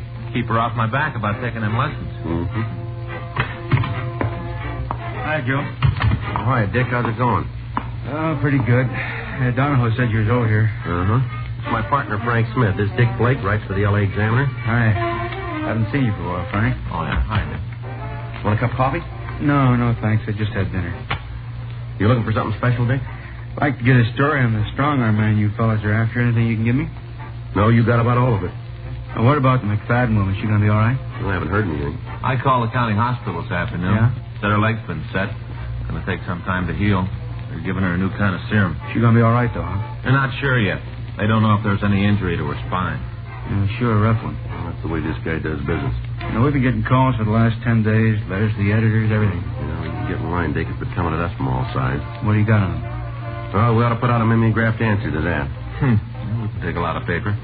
Is there anything I can have? It's no secret. Most of the victims have told us the same story. Guy comes up to him and starts a conversation. About a ride someplace, cup of coffee, anything slow the victim down from me. First chance he gets, he slams the victim into a wall and asks for the money. Now, before the McFadden woman, he worked at night, didn't he? Yeah. What about his choice of victims? A possible tie-in there? Not that we can find. Anybody on the street is right. You got a description on him?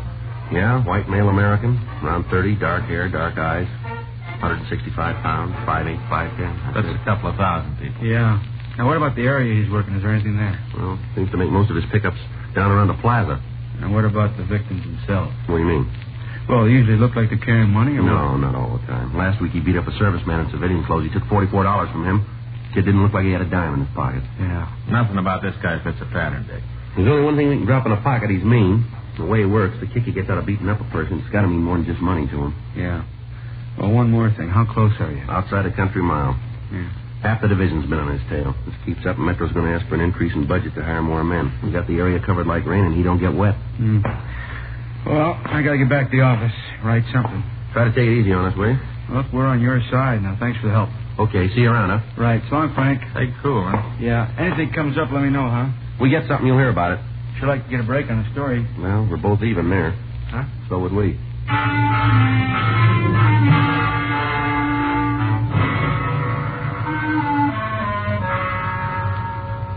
For the next week, the patrol of the streets continued. The strong-arm bandit hit 3 more times. Each time, the victim and the witnesses gave us the same description. It matched the suspect we were looking for. Thursday, May 13th, 7:52 p.m. We got back to the squad room. Anything come in? Yeah. Kick back on Whitey. How's it look? No good. What do you mean? Well, according to Bratton, he's been in jail for the last 2 months. Yeah? He's waiting for trial in Stockton. What does it say what he fell for? Armed robbery. Graduated, huh? Yeah, looks like it. I get it. Robbery Friday. Hello. Yeah, well, could you speak up? I can't hear you. Yeah, that's better. How's that? Well, what was that name again? Yeah, well, now give me your name. No, we can't do much with that. What do you got? Fellow says the name of the strong-arm bandit's Benny Jessup. Well, what about the person who called? Hung up. Anonymous, huh? Yeah. What do you think? That was one way to find out. Yeah? Ask Benny Jessup.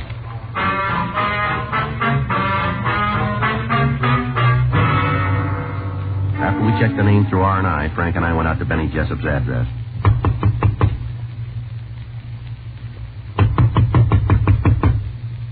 Yeah. Who is it? Benny Jessup? Hell, what do you want? You Benny Jessup? Yeah. Police officers want to talk to you. You looking for something special? A couple of questions we want to ask you. Sure, I got no beef with the cops. Appreciate it if you keep it short. I got big trouble. But this seltzer might help. Yeah. Must have got a hold of some bad food. Really? Excuse me. Yeah. What's it all about? You ever been arrested, Jessup? Yeah, look, it'd be a lot easier and faster if I started off telling you I've been in the route, huh? You guys checked the record before you came up here. You know I fell once for burglary. You know I'm free now. Don't owe nobody nothing. Let's go from there. All right, you got a job? Yeah. What do you do? I'm a candy butcher. What's that? I sell candy. Where? One of the theaters downtown. When do you work? Nights. Name them. Monday through Saturday. What hours? Check in at 4, work till 11, 11:30. How come you're not there tonight? I told you, I'm sick. How long you had the job? Oh, a couple of years. Anybody at the theater to back that up? What do you mean? Well, anybody will say you're there. Look, you better tell me what this is about, huh? I'm not hung up on anything. I got no part of any action you guys are in on. Well, it comes down to one thing. If you can prove you're working every night, you're clean. Yeah, I know that now. How do you sell this candy? Where are you in the theater when you work? All over, storeroom, lobby, all over. You got a regular stand or you work in the aisles? Stand in the lobby. Somebody there to take the tickets? Yeah. Well, he ought to be able to tell it then, shouldn't he? Tell you nothing. I've been working since I got out of the joint. You go down there and start asking a lot of questions, you're going to cause a lot of trouble. Is that right? Liable to get me fired. Don't worry about it. Yeah, easy to say. You haven't got the job. Better call and check, huh? Yeah. You got a phone? You see one around? Give me the number. I don't know it. You work there, but you don't know the phone number. I forgot. Where is the place? Corner 3rd and Weller. What's the manager's name? You got to talk to him? Now, look, I can do it on the phone or we can go on down there. How do you want it? Name's Woodrum. I'll check it, Joe. Look, you tell me what this is about. If it fits, you'll know. Who turned you on me? What? Look, who tried the box job? You got reason to come up here. I don't know what you're digging for, but I'm not around. Somebody gave you my name, didn't they? We heard it. Who? If we told you the truth, you wouldn't believe it. Somebody I know? It's hard to say. You just need 2 words. What's that? First and last name. We got a call. We don't know who it was from. Person said we were looking for you. And you barrel up here and roust me? You got no rousting. We had to check it out. What is it, burglary? No. Well, then I'm home free. Only thing I ever fell for. I learned. How about it? You talk to Woodrum? Yeah. What about my job? The Alibi hole. He's been there every work night for the last 4 months. And I told you that. All right, you're out, but somebody's on your back. Nothing new. I've been carrying a lot of people. All right, Jessup, we'll leave it right there. Keep your nose clean. Thanks a lot, cop. I'm not sure I want you on my team. Huh? But what about my job? What did Woodrum say? You got no trouble. What do you mean? He says take care of yourself. Yeah? Be at work tomorrow night. We'll see you around, Jessup. I didn't tell him everything. What? I talked to the manager on the phone. He filled me in. Yeah. You know the guy who called you? Yeah, what about him? He's an usher down there. Yeah. He wants to be a candy butcher.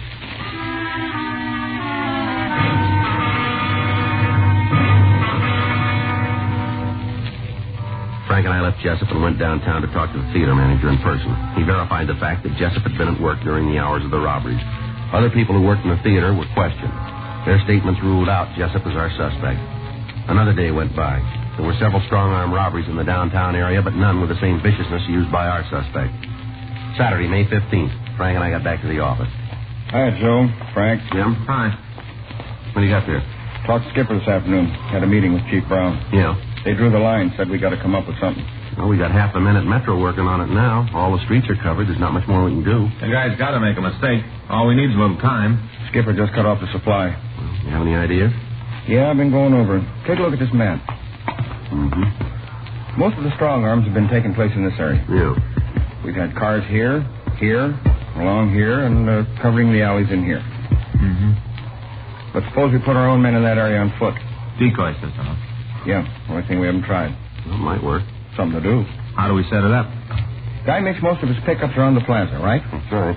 And we start from there. Each night, one of us walks around the streets, try to pick the guy up. Other 2 follow in the car. So what's the captain think of the idea? Haven't talked to him yet. He can't be. It's a possibility. When do we start? How about tonight? Well, let's go. Wait a minute. Who's going to do the walking? Doesn't make a lot of difference.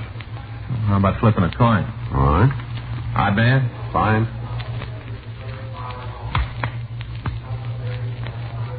That's one you didn't get, Joe. Yeah. I win. I hope so.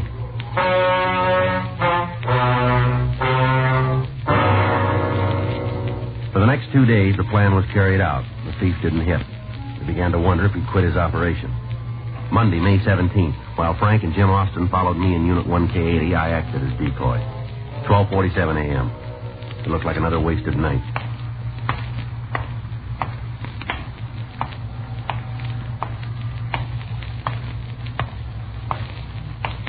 got a match? Yeah. How about a cigarette? Good. All right, how about a light?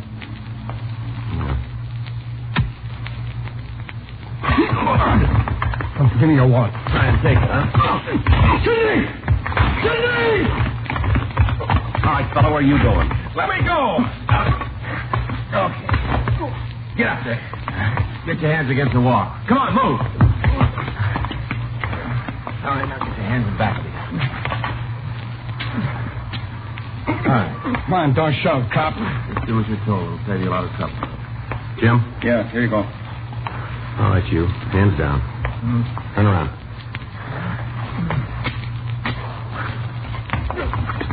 What's your name? Why don't you find out? We will. We want to save time. Joe Schaefer. What's your name, fella? What's your name? You're not going to do any good with him. What do you mean? He's deaf. His hearing aid's broken. You're not getting through at all. Is that so? Well, then you tell us his name. Sidney Remler. Just the two of you in this? You see anybody I asked you a question. You got an answer? What'd you tell him? I can't hear what you said. Never mind. I told you wouldn't get through to him. You got it wrong. Huh? We'll get through.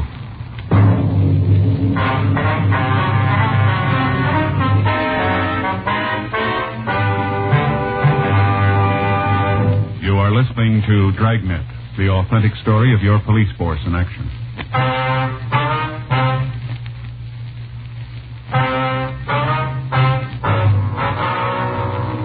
Frank, Jim Austin, and I took the suspects to the city hall for questioning. You guys got nothing on us. You're sitting in the wrong place, fella. That right? We got you made on tonight. Time we get through, we'll tag you for at least 10 more counts. You better stick to coffee. Isn't anybody going to let me know what's going on? Can't you fix that thing We'll for get me? it taken care of. Where do you guys live? Big, cop. That's what you pay All for. right, we can do it the hard way if that's how you want it. You getting no help from me. That works both ways. Oh, you're whistling anyway. You maybe got us for tonight, that's all. What's going on? Oh, shut up. Be careful what you tell them. You guys work alone? You got a reason to think there's anybody else? We want you to tell us. You're off your rocker, cop. You better put a button on that mouth, Schaefer. The way you treated people doesn't give you a soft ticket. Doesn't make any difference how I got it. I'm going to ride it all the way. Yeah, well, you stick with that and see where you land. Really off your rocker. Isn't anybody going to tell me what's going on? All right, take everything out of your pocket, Schaefer. What? Come on. Just put it right there on the table.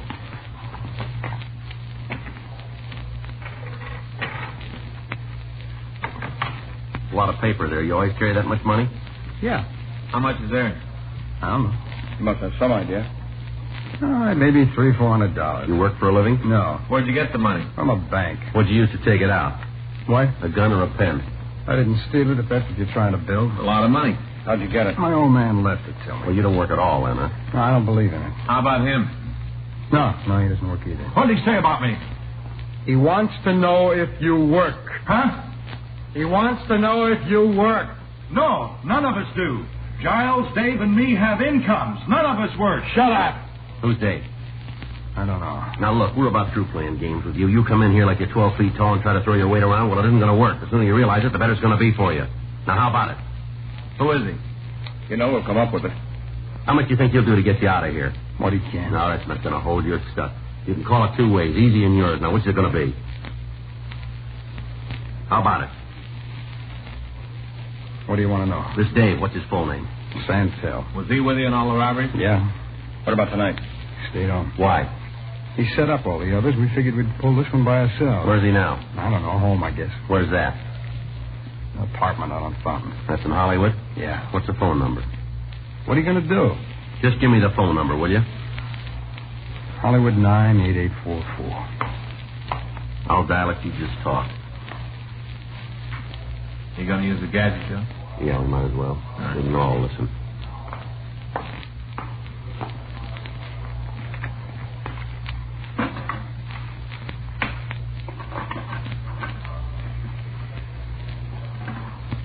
It's Hollywood 98844. Yeah.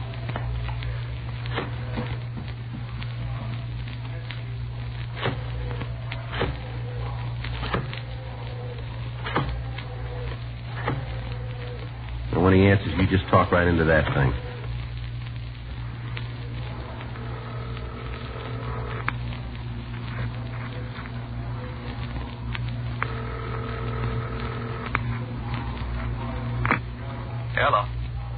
Hello, Dave? Yeah, this you, Joss? Yeah. Sydney with you? Yeah. How'd it go? Pretty good. You coming home right away? Yeah. I'll go out and get some beer. I should be back by the time you guys get in. Okay, Dave. We'll see you. As soon as you get home, we'll have a celebration, huh? Yeah, sure. Hey, I'll tell you what, I'll give the girls a call. Sound all right to you? Yeah, it's fine. Oh, one thing, though. What's that, Dave? You know that Helen always got a couple of crow girlfriends around. You better stop on the way home, huh? What for? Well, see if you can pick up a couple more guys.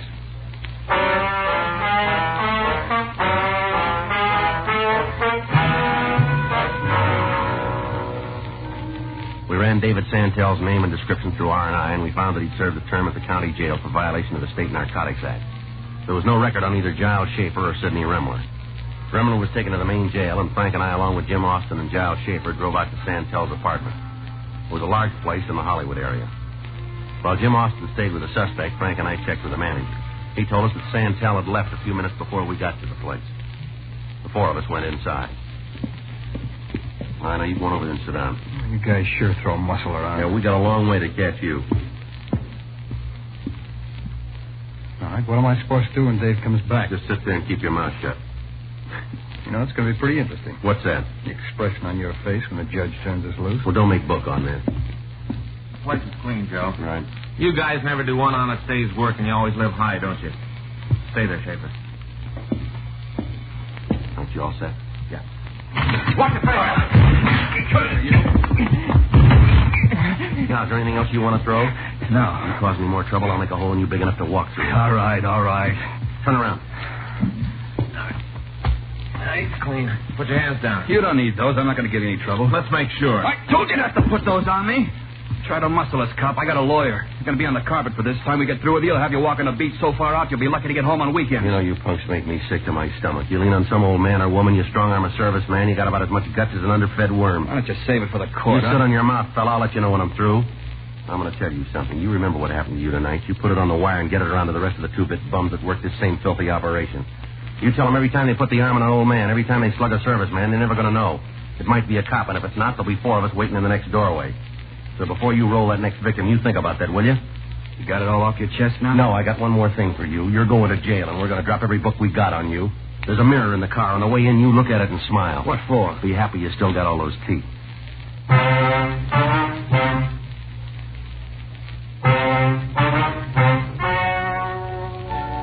The story you have just heard is true. The names were changed to protect the innocent. On September 14th, trial was held in Department 98, Superior Court of the State of California, in and for the County of Los Angeles.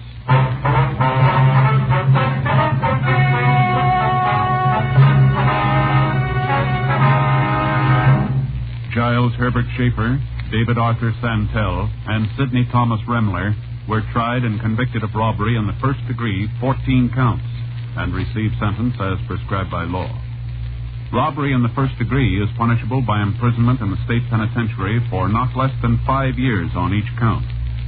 Because of the viciousness shown by the suspects, their sentences were set to run consecutively. Dragnet is a presentation of the United States Armed Forces Radio Service.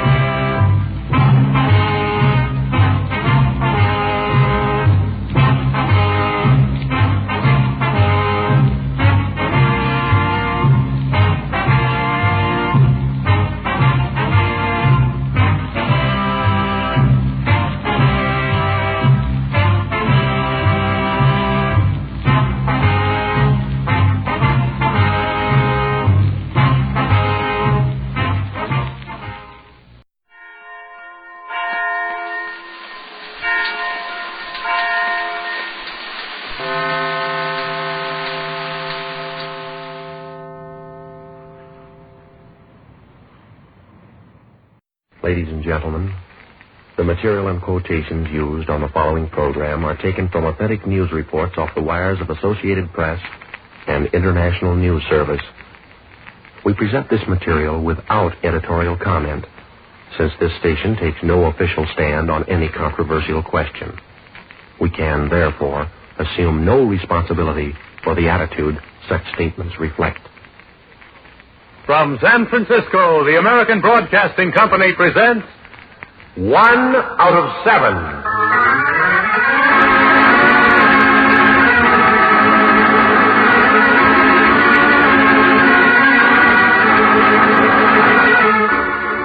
"24 hours make a day, 7 days make 1 week.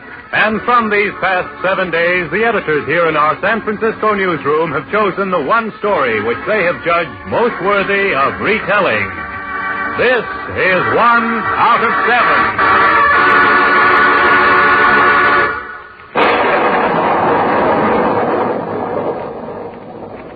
We're not here to tell you what is good or what is evil, or to tell you what is right and what is not right. Being only men as you are, and thus being as moral or as immoral as you are, we refuse to mount the seat of judgment to pass sentence on those as guilty or as innocent as we claim ourselves to be. Now, we ask only that you pause, observe, and reflect. You have an intelligence of your own. Judge these actions for yourself.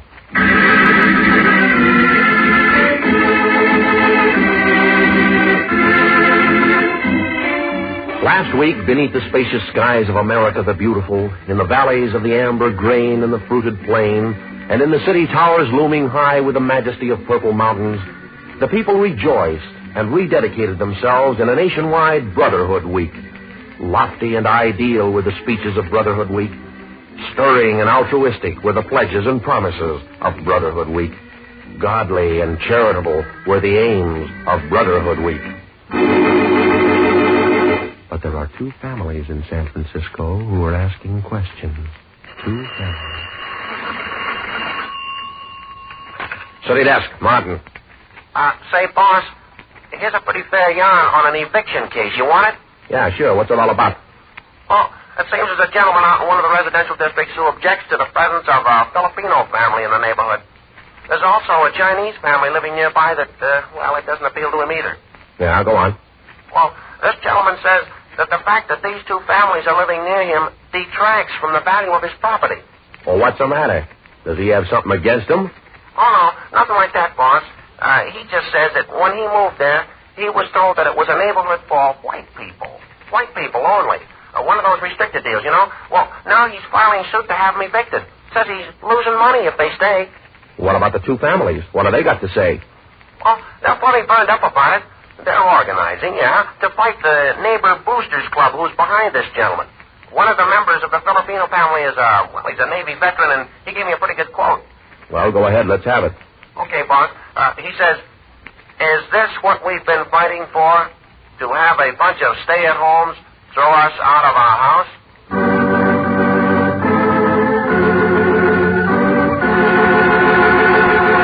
No, we're not here to tell you what is right and what is wrong.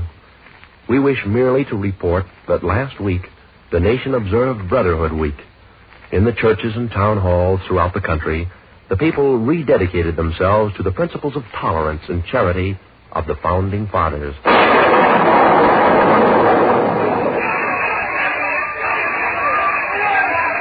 Columbia, Tennessee.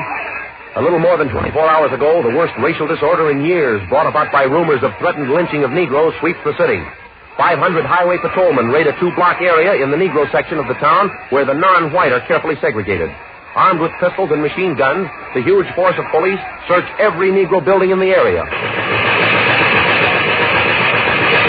Under the command of the State Director of Public Safety, the patrolmen fire withering blasts through the windows of the homes of the buildings. Groups of the Negroes huddle behind barricaded doors, answer the machine gun fire with 2 or 3 scattered shots. More than 40 Negroes are arrested during the raid. The State Director of Public Safety describes the police exploit as a success. The origin of the bloody race riot is not clear, but it is reported that it started when a Negro woman and her son had a fight with a Navy veteran. the Negro couple were arrested, and it was then, according to one Negro, that the lynching rumor fired the town. Isn't that right? Well, we heard that the white men were going to have a lynching party tonight, and, well, we didn't like that. We didn't want any killing to start again.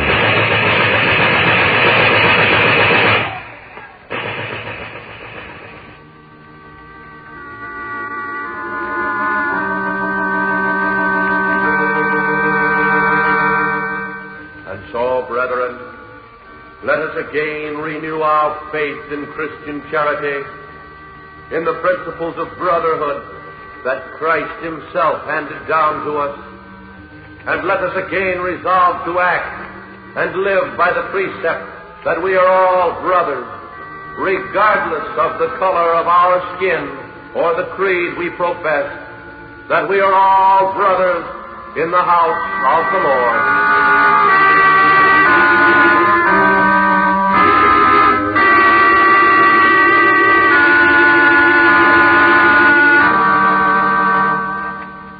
We're not here to pass judgment on what is good and what is evil.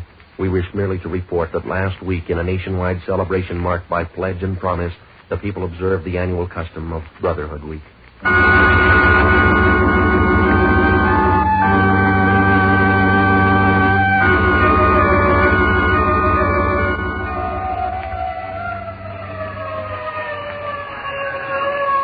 In a large eastern city, time, Thursday of last week, a Jewish newspaper editor and his family stand outside their burning home, huddled in firemen's capes against the cold of the early winter morning.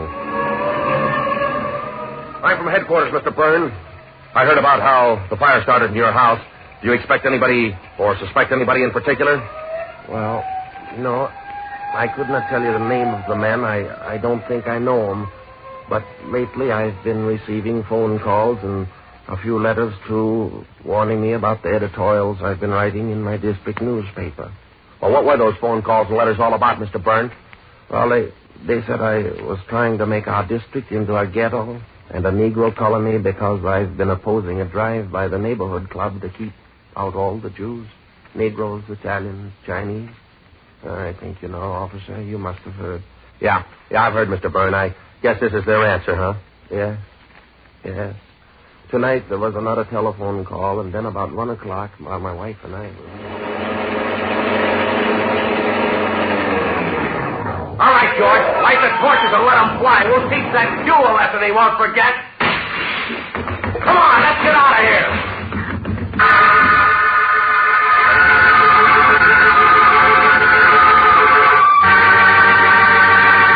You see, it is not our place to pass sentence on the incident.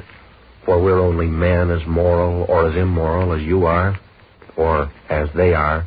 We wish only to point out that last week was Brotherhood Week. Several appropriate speeches were made, and the people as a whole pledged themselves to tolerance and charity. The annual observance was acclaimed a success throughout the nation. Priests and ministers. This is a story which probably will not receive the circulation it deserves. It concerns an incident which occurred last week at a southeastern Navy station here in the United States. And if my guess is right, it should give many a citizen cause to stop and ponder the worth and aims of our lately won victory. It all happened in one of the mess rooms at this particular Navy base, where a group of officers...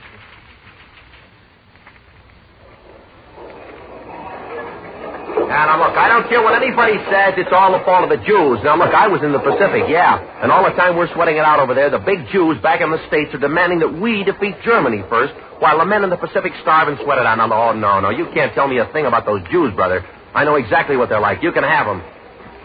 I beg your pardon, Commander. I'm a Jew, and I think you're very mistaken in what you say. Well, now listen here, Mr. Goldstein. You're a lieutenant.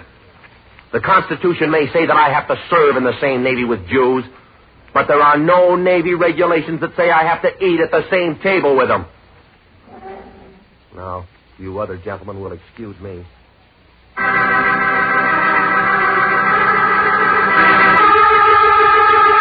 Last week was Brotherhood Week. Last week was Brotherhood Week.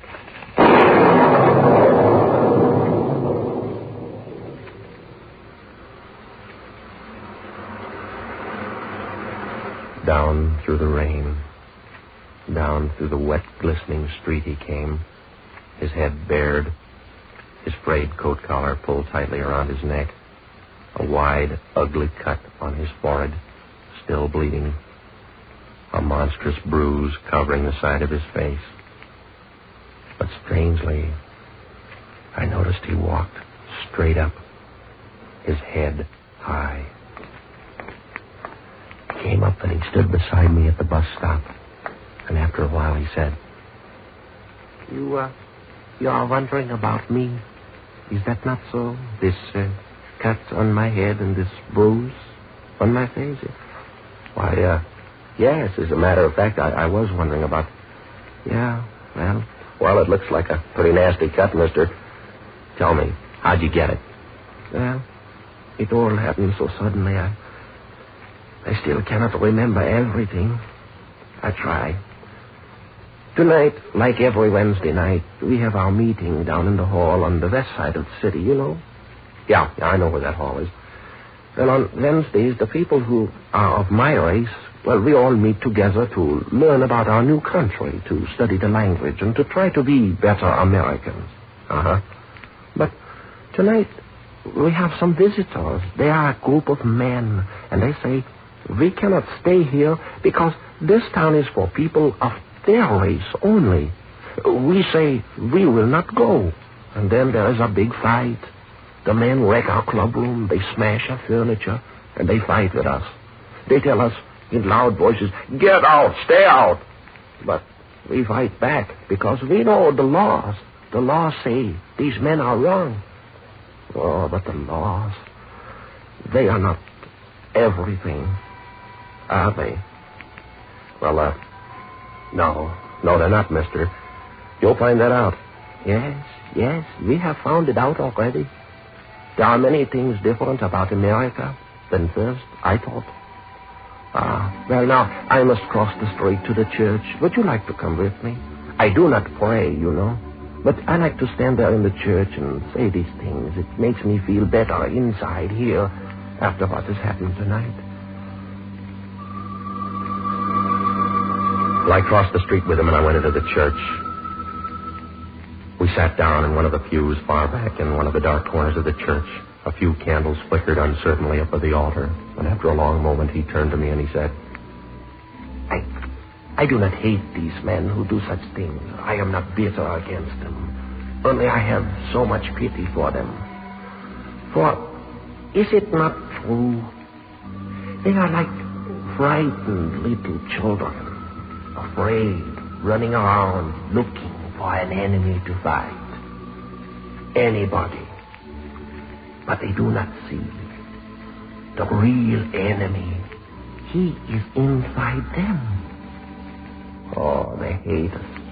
Yes, they hate us. But really, they do not know why. They would kill us. And then they would look down at our bodies and they would feel like little children who had just broken their toys.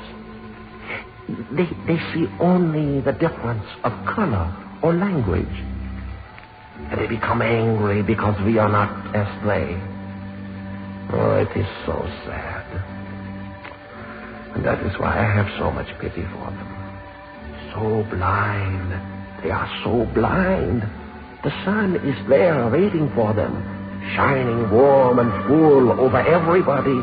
But their eyes are still closed, and all they can see is the darkness.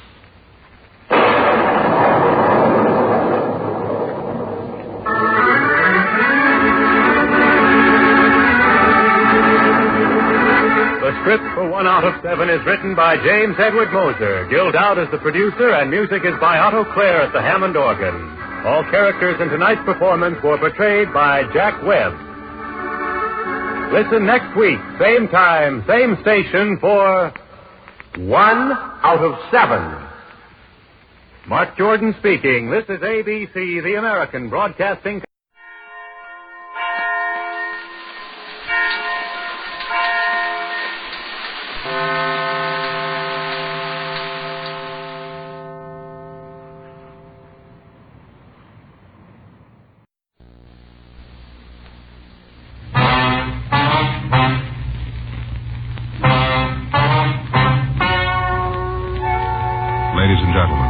The story you're about to hear is true. The names have been changed to protect the innocent. Dragnet.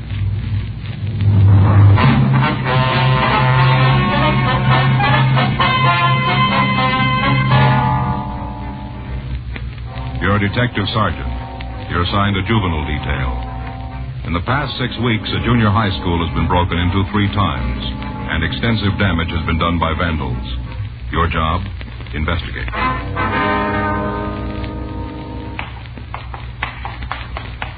It was Monday, March 9th. It was cold in Los Angeles. We were working the day watch out of juvenile detail. My partner's Frank Smith. The boss is Captain Powers. My name's Friday. We were on our way out from the office. It was 8:32 a.m. when we got to the Hillside Junior High School. The vice principal's office. Good morning. May I help you? Yes, ma'am. Police officers. We'd like to see Miss Ridley. Oh, yes. You've been here before, haven't you? That's right. Uh-huh. Miss Ridley's expecting you. You can go right in. Thank you very much. Come in. Good morning, officers. Come in, please, and sit down. Thank you. You seem to be getting more than our share of trouble. Yes, ma'am. What is it this time? Same as before, a little more serious. Cafeteria? Yes, wait until you see the place. Just downright vandalism. Food thrown all over on the walls and the floor. Mm-hmm. But they didn't stop there. What do you mean? The student supply store was broken into. In fact, that's where the entrance was made. Yeah? Girl in charge says that a number of items are missing. What was taken? Things the students use in school. Notebooks, pencils, fountain pens. I see. There were a lot of transportation books taken, too. Those are the kind the kids use on the buses and streetcars, don't you Yes, mean? that's right.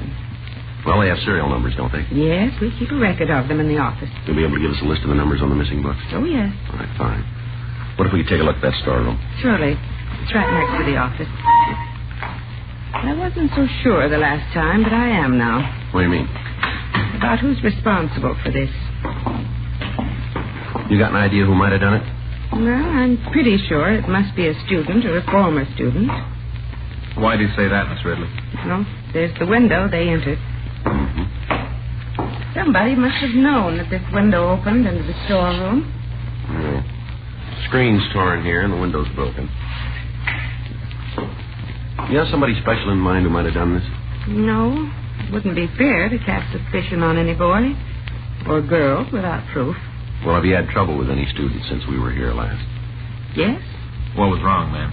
During study periods, a group of 5 boys were causing minor disturbances. Uh-huh. But it's all been straightened out. I had a talk with the leader of the group.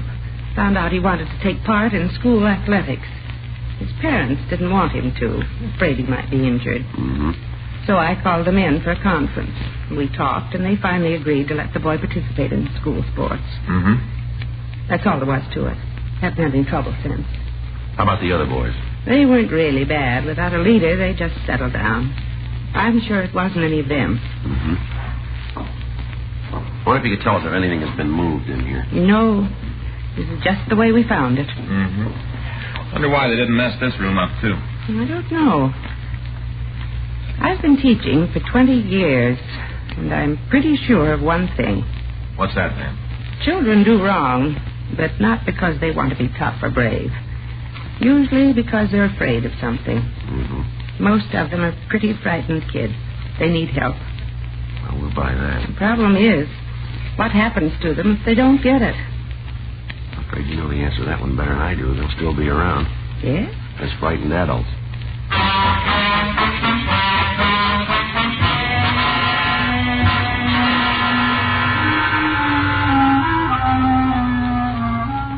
In the cafeteria, we found conditions about the same as we had after the previous acts of vandalism at the school.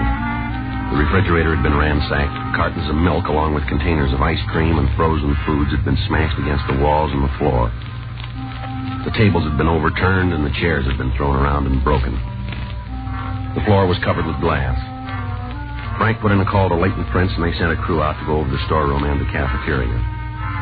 Miss Ridley told us that she had already notified school security. Before we left, she furnished us with a complete list of stolen articles and the serial numbers for the missing student transportation books. We returned to Georgia Street and met with Captain Powers. You're pretty sure it's juveniles? Yeah, the kind of stuff that was taken, the damage done sure points that way. Any help from Miss Ridley? Yeah, but she couldn't give us any names. No teacher-pupil problem? Yeah, she mentioned a minor case. It said it had been cleared up. Mm-hmm. This is the third time in 6 weeks for the school, isn't it? Yeah. Kids don't usually travel very far for these deals. It's a good chance that some of them from the school. Well, the way it looks, if they try to peddle this stuff to the other kids, we might be able to get a lead on them. There's a hitch to that, though. What do you mean? Well, Miss Ridley said that she was going to make an announcement to the student body. Yeah. She's going to tell them to be on the lookout for the stolen article. Kids that took the stuff from school, they might lay low for a while. That's it. How much was taken? About $500 worth of school supplies. A pretty good haul. Yeah. What do you want to do about it? Well, if it's all right with you, Frank and I'd like to put a stake out on the school. All right, when? We know the janitors work into the early morning hours on Fridays. Yeah. So it figures the school must be broken into sometime on Saturday or Sunday. All right, when do you want to start? This coming weekend. Okay, I'll arrange a clearance for you with school security. Right. Any more help you need, let me know. Whoever did it must have something against the cafeteria. The place was a real mess. Yeah? Bad enough the first couple of times. Didn't leave anything in the freezers this trip. Sure doesn't make much sense. I don't know, maybe it does. What? Each time they hit the cafeteria, right? Yeah, that's right. They didn't tear up the storeroom. We threw a few pencil boxes around, that's about all. Yes, but every time food has been destroyed. That's right. Well, we got a reason for doing it. Yeah? Somebody that can't resist the urge to eat all the time doesn't like being overweight. So without knowing why they do it, they destroy food. It could be a part of it anyhow. It's only a theory, but it might hold water. Yeah, well, that's true, but we don't know if it's a gang we're after or just one person. Another thing, they've broken in 3 times. Might have been by different kids. Good questions, all of them. Yeah. That's why you get paid, to get the answers.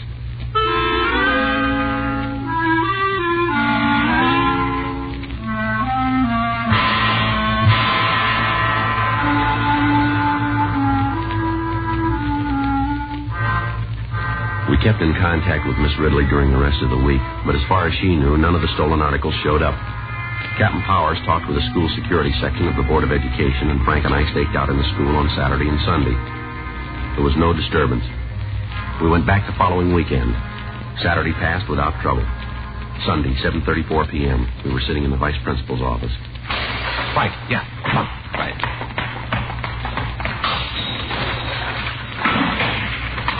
All right, son, come on. Party's over. What? Come on, shut up. Grab him, Johnny. Let me go. Take it easy, boy. Now, take it easy. This isn't going to help. Just hold still. What's your name? Jerry. What's your last name? Beckle. You've done this before? Come on, son, answer me. All right, let's go. You gonna put me in jail? We'll see. Not afraid of you cops. There's no reason you should be. Why'd you throw all this food around? I don't know. You haven't got a reason? No. She went to a lot of trouble to catch me. Not too much, son. Huh? You made it easy.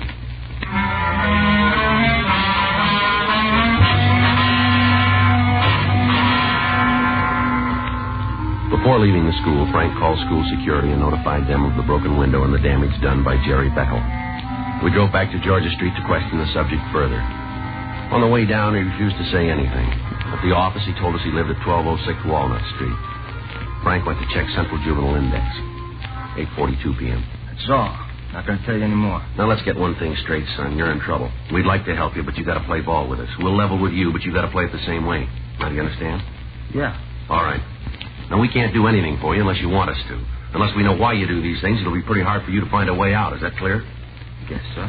Well, the only way we can find out is if you tell us the truth. Joe? Yeah. The boy has no previous record. All right, how about it? You ready to answer our questions now, son? Sure. But it won't do any good. Why do you say that? Can't change my looks, can you? Well, why? There's no reason to do that. You look healthy to me. Sure, I'm healthy. Fat and ugly, too. That's why I had the trouble with Miss Ridley. Well, now, suppose you tell us about it. She kicked me out of school. Why? Fight. Who are you fighting with? Oh, different guys. Why'd you fight? Called me names. All right, go ahead. It isn't my fault. I can't help how I look. You sure that's why you had the fight? They wouldn't let me alone. Suppose you think I'm real good looking, huh? Son, I told you we'd level with you. You're not an ugly kid. Now, it seems to me you're imagining a lot. Sure. I suppose they call me Lard Barrel and Witchman because they imagined it, too, huh? Maybe they got another reason. Like what? To needle you. If you didn't let them know it bothered you, they probably wouldn't have kept it up. They called your names to get you into fights. Don't you think that's it? That's what you say. Well, that's what we believe. She didn't have to kick me out of school. How many fights you have, Jack? I don't know. Well, you must have some idea. Quite a few. Miss Ridley talked to you? Yeah. She gave you more than one chance, didn't she? Yeah. But the kids kept after me. Wouldn't let me alone. You don't like Miss Ridley, do you? Why should I? Is that why you broke into the school? Maybe. How many times did you go in? 3. Did you steal the things from the storeroom? Yeah. Where are they? Huh. You live with your father and mother? Yeah. Any brothers or sisters? 2 brothers, 3 sisters. Well, now, when you had the trouble at school, did Miss Ridley talk to your parents? No. She didn't get in touch with them at all, huh? Sure, she tried, but they didn't go in to see her. Is there any reason why they didn't? No, just didn't go, that's all. Well, I guess we better go out and have a talk with them this time. Why? Well, they'll have to know about this trouble that you're in. Maybe if we talk to them, we can sort of work this problem out together, don't you think? That won't do any good. Why not, son? They think I'm fat and ugly.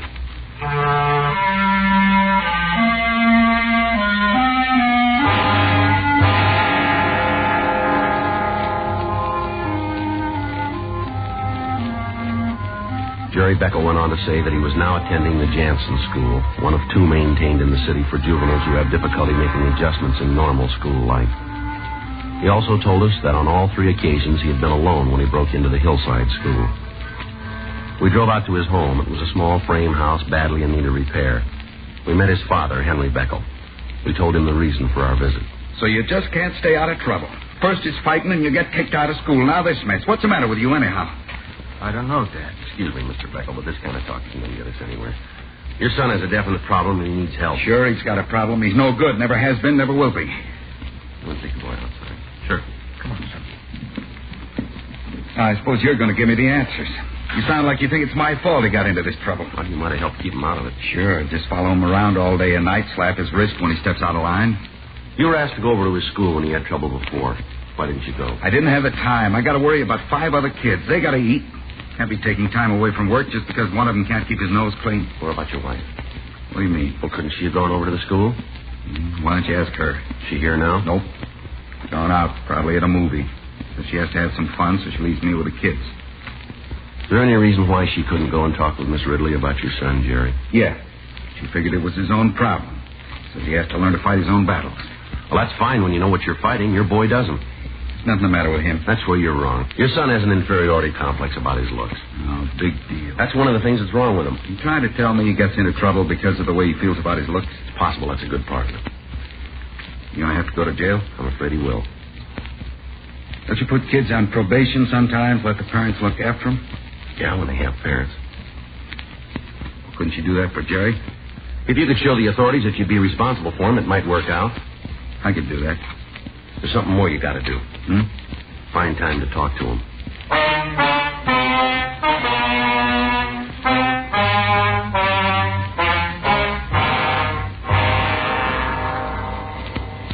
We took the subject along with the recovered stolen property back to Georgia Street.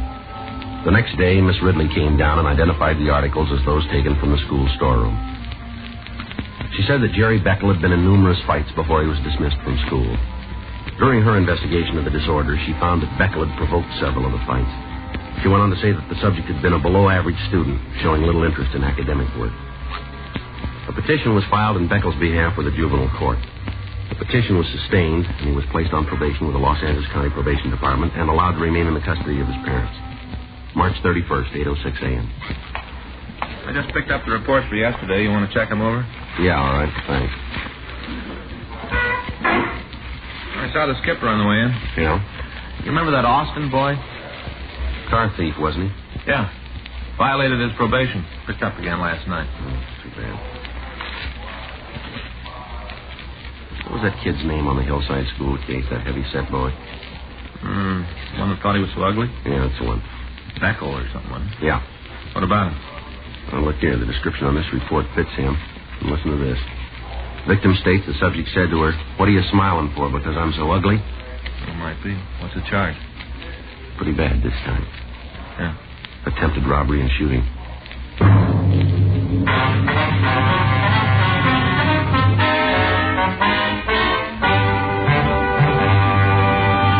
You are listening to Dragnet, the authentic story of your police force in action.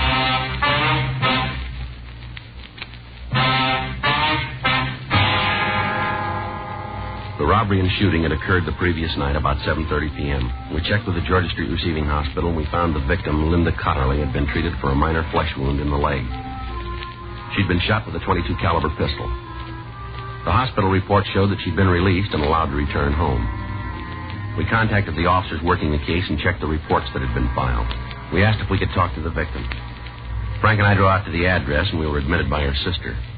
Linda Cotterly was lying on a couch in the front room. We identified ourselves and asked her if she'd mind going over the story for us.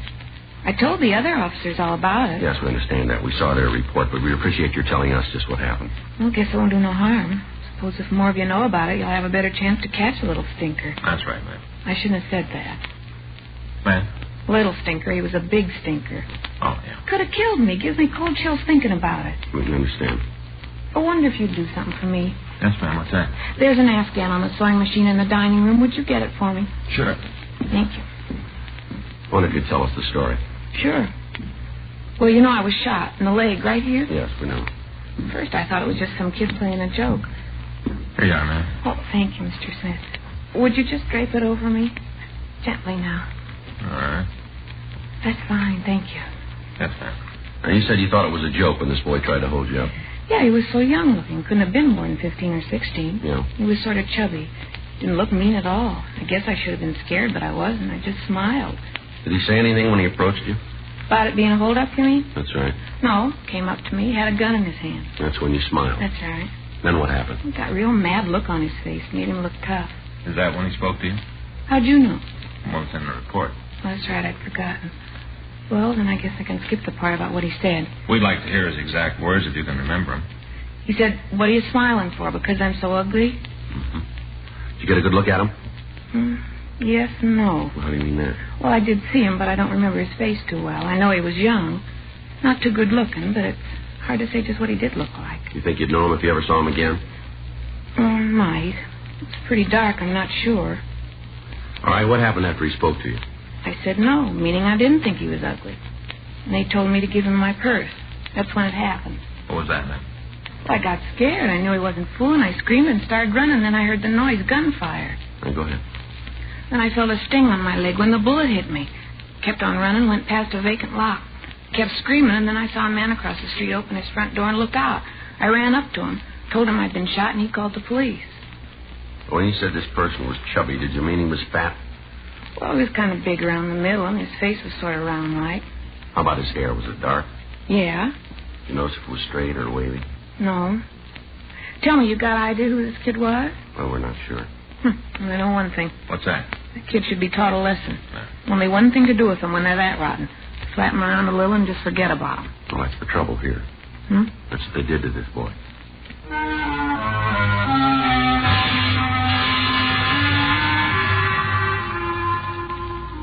Frank and I went back to the office and checked the records on the petition, and we found that the subject's father, Henry Beckel, was employed at a lumber yard.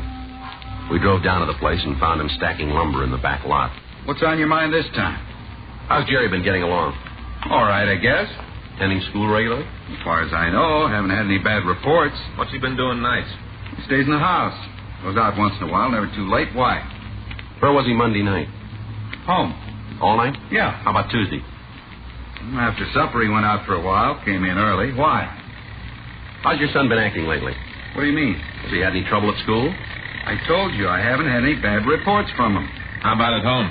No trouble. We're trying to help him.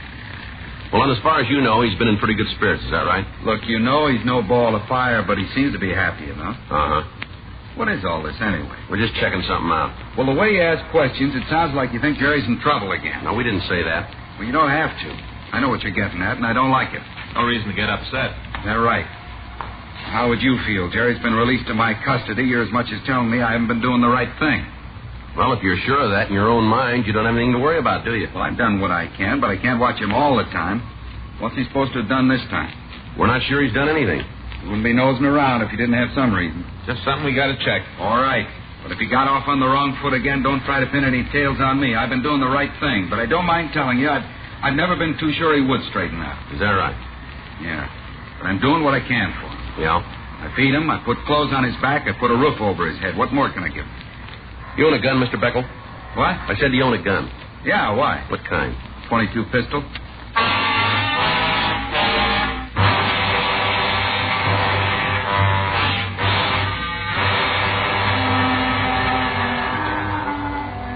over to the Jansen school and we talked to the principal. We explained our business, and he told us that Jerry Beckel hadn't been in school all day. We drove out to the boy's home. We met his mother. He said he wasn't there, but he'd probably be home about 5 o'clock. We went back to the car and waited. At 4:30 p.m., Henry Beckel returned from work. He drove into the yard, and we met him at the back door. So you're here again? That's right. Let's go in the house, Beckel. You want it. Go ahead. You want to tell me what this is all about now? We'd like to talk to Jerry first. Well, if you want to see him, why didn't you go over to his school? We did. He wasn't there today. The kid's up to his old tricks again. Oh, they found you. This is my wife. We've met. What's the trouble? Jerry again. He wasn't in school today. Is that all? We should get out of the kitchen so I can fix supper. Yeah. You guys want to come on into the other room? All right. While we're waiting for your son, I wonder if you get that gun for us. Why I should? You got no choice, fella. In the closet. You said that before. Now, where is it? Over there.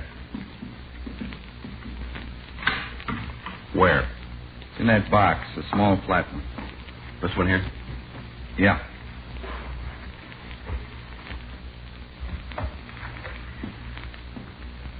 When's the last time you fired this? I don't know. It's been quite a while. What do you think? It smells like it was fired recently. What time does Jerry usually get home, Beckel? We eat at 5:30. He'll be here by then. Uh-huh. You don't have to worry about him not showing up. He might skip school, but that fat, lazy slob won't miss a meal. Mm-hmm. Eats twice as much as the other kids. No wonder he looks like he does. Let's go. Right. Go on in, Washington. Hi, son. Hi. What do you want? Fred, we're going to have to take you with us. Can he eat first? It won't hurt him any to miss a meal. Look at him. Looks like a fat toad. Well, why don't you say All so? right. Doesn't make any difference. You'd like to be rid of me anyway. Take it easy, son. You all want to hear it? Okay, I'll tell you. I shot her.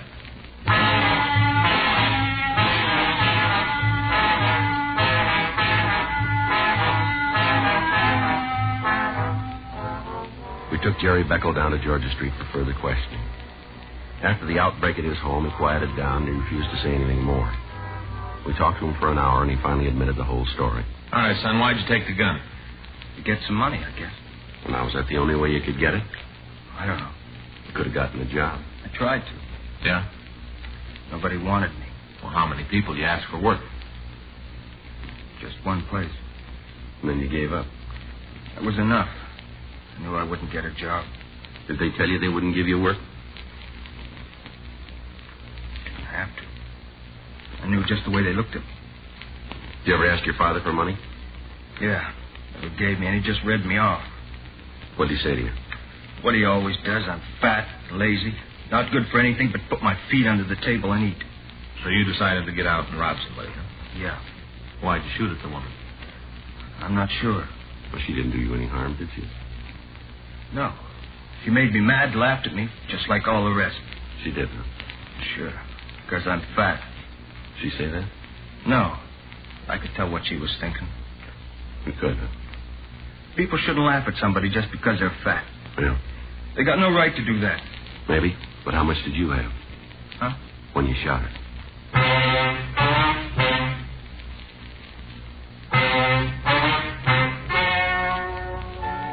The story you have just heard is true. The names were changed to protect the innocent. On July 14th, trial was held in Department 98, Superior Court of the State of California, in and for the County of Los Angeles.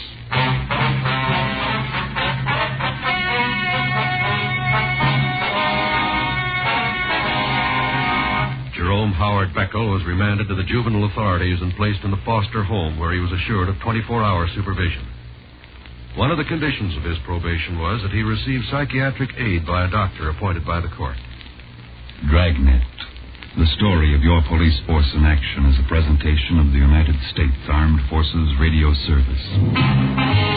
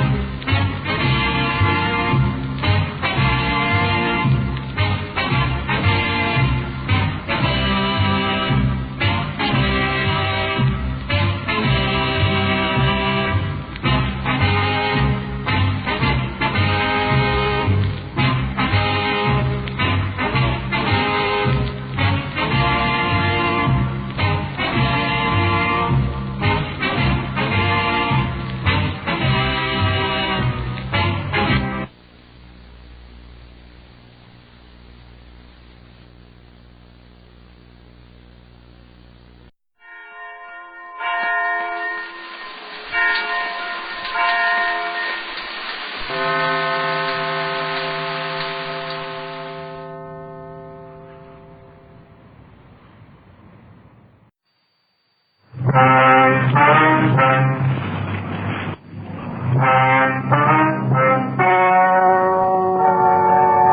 and gentlemen, the story you are about to hear is true. The names have been changed to protect the innocent. Dragnet.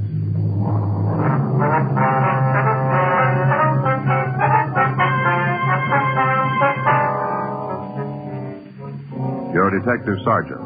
You're assigned a robbery detail. For the past 10 days, a gunman has been terrorizing the downtown area of your city. You know he's armed and dangerous. Your job? Stop him.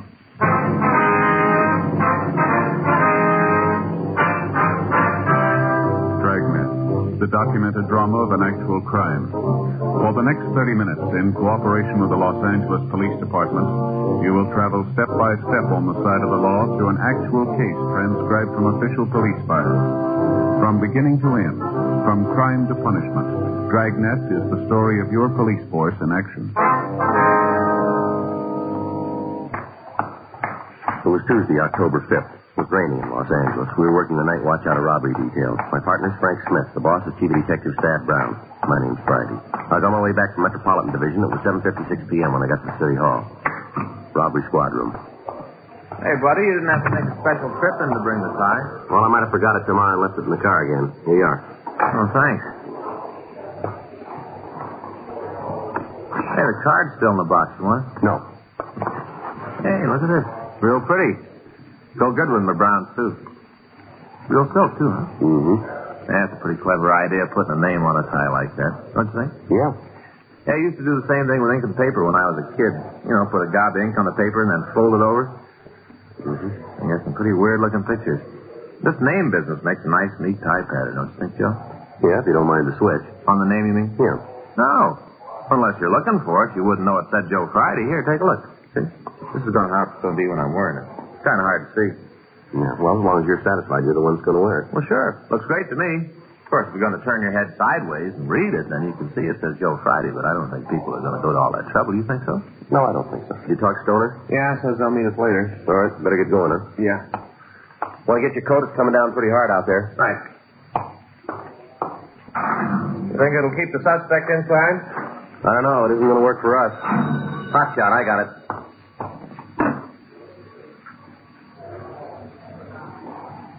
Let's go. 211 at Flower and 14th.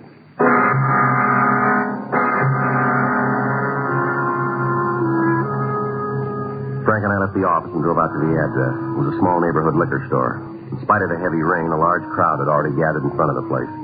We parked our car and tried to get into the store. Let us through here, folks, please. Now, stop pushing. There's no reason to give you a special pass. Police officer, let us through. Oh, I'm sorry, I didn't know. It's all right. Let us through here. I've been around, seen a lot of tough guys, but there was something wrong with this fellow. Back there, Joe. Now. You call the ambulance yet? Can't we do something for poor Claude? Don't just let him lay there. You from downtown? That's right. Friday and Smith sent for robbery. Did you answer the call? Me and my partner. That him outside? That's right. You get a description? It's out. Okay. Ain't anybody going to ask me what happened? Yes, sir. Just a minute, please. Seems all you fellas are interested in is what the guy looked like. Don't nobody want to know what happened? Yes, sir, we do. If you'll wait just a minute, please. No choice. Anything more I can do here? No, not right now. Okay. I'll be outside if you need anything. Right, thanks. All right, sir, you want to tell us? About time. What's that? All this running around and yelling. Wonder you fellas don't catch anybody. Don't slow down long enough for me to tell you what happened. Uh-huh. You want to go ahead? Worst thing I ever saw in my whole life. Most terrible. Yes, sir. Were you alone in the store when the shooting occurred? No. Who else was there? Claude, Anita, and me. Claude's the victim, is that right? Yeah. That's him there. Yes, sir. Don't you think somebody ought to do something for him? Seems like the ambulance ought to be here. Well, he's dead, sir. Claude? That's right. You've got to catch the fellow who done this. Most brutal thing I ever saw. No reason for any of it. That guy was off his rocker. You mentioned somebody named Anita. Is she still here? Yeah, in the back room. She wasn't feeling too good. Almost scared her half to death. Went back there to take an aspirin and lay down, scared. I wonder if we could talk to her. You have to? Yes, sir. Okay. I'll go get her. You just wait here. Anita? Anita? It's me, Hanley. Can you come out? Police. They want to talk to you. We don't like to bother you, lady. We'll try to be as brief as possible. It's all right. Would you give us your name? This is Miss Anita Blaine. I'm Hanley Dawson. I don't think you told us your name. Miss Frank Smith, my name's Friday. Hello. How you doing? Is there anything we can get for you, Miss Blaine? No, I'm all right now. All right. Could you tell us what happened? We was back of the counter playing a game of cribbage. You and the victim? Yeah, me and Claude. His full name's Claude Langford. We was there playing the game. Were you in the store at the time? No, I came in later. I'm trying to tell you in the right order. Can't do it if you're going to keep interrupting. All right, you go right ahead. Oh, we were having a good game. Claude was ahead, already made the first turn. Oh, my crib and I really had a good hand. Might have caught him. Yes, sir. We were just about to play the hand when the door opened. Kind of surprising. Why is that? Didn't figure anybody'd be out on a night like this. I see. It was this young kid. All right, go ahead. Come in and ask me where we kept the canned nuts. You know, cashews and almonds. Yes, sir. Pointed it out for him. He went over to have a look. Mm-hmm. Claude and me started back to the game, but the kid found what he wanted, and he come up to the counter. All right. I got up to wait on him. Handed me a $5 bill for 2 cans of peanuts. Yeah. Opened the register to get change. That's when he pulled the gun. Now, where'd he have the gun? In his overcoat pocket. It was funny, though. And not funny, ha-ha, but funny. Odd. You know? How do you mean that? Well, you know how most raincoats have a little slit in the pocket so you can reach into your pants pockets without unbuttoning your raincoat? Yeah, I know what you mean. Well, the kid unbuttoned his coat and reached right through the slit with the gun. Kind of like this. See? See? Yeah. Mm-hmm. Now, what did he say when he showed you the gun? Like this. This is a stick-up. Keep your mouth shut and you might not get hurt. Might. That's what he said. Mm-hmm. What happened then? Told both Claude and me to come out from behind the counter. Said for us to lay down on the floor. Yeah. We did like he said, you know. There was just something about that kid, so you had to go his way. Mm-hmm. He made us lay down right there, where Claude is now, on our stomachs. Yeah, what happened then? Went over and took the money out of the cash register. Then he really got sore. I thought he was going to explode. Why, do you know? Wasn't much for him to take, only about $20, $25. Guess he expected more. I see. He come over to where me and Claude were on the floor. Told us to take the money out of our pocket. Stood there with a gun pointed right at us.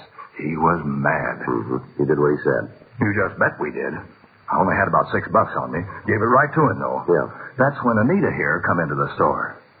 Just walked in, like a rabbit into a fox's trap. That's right.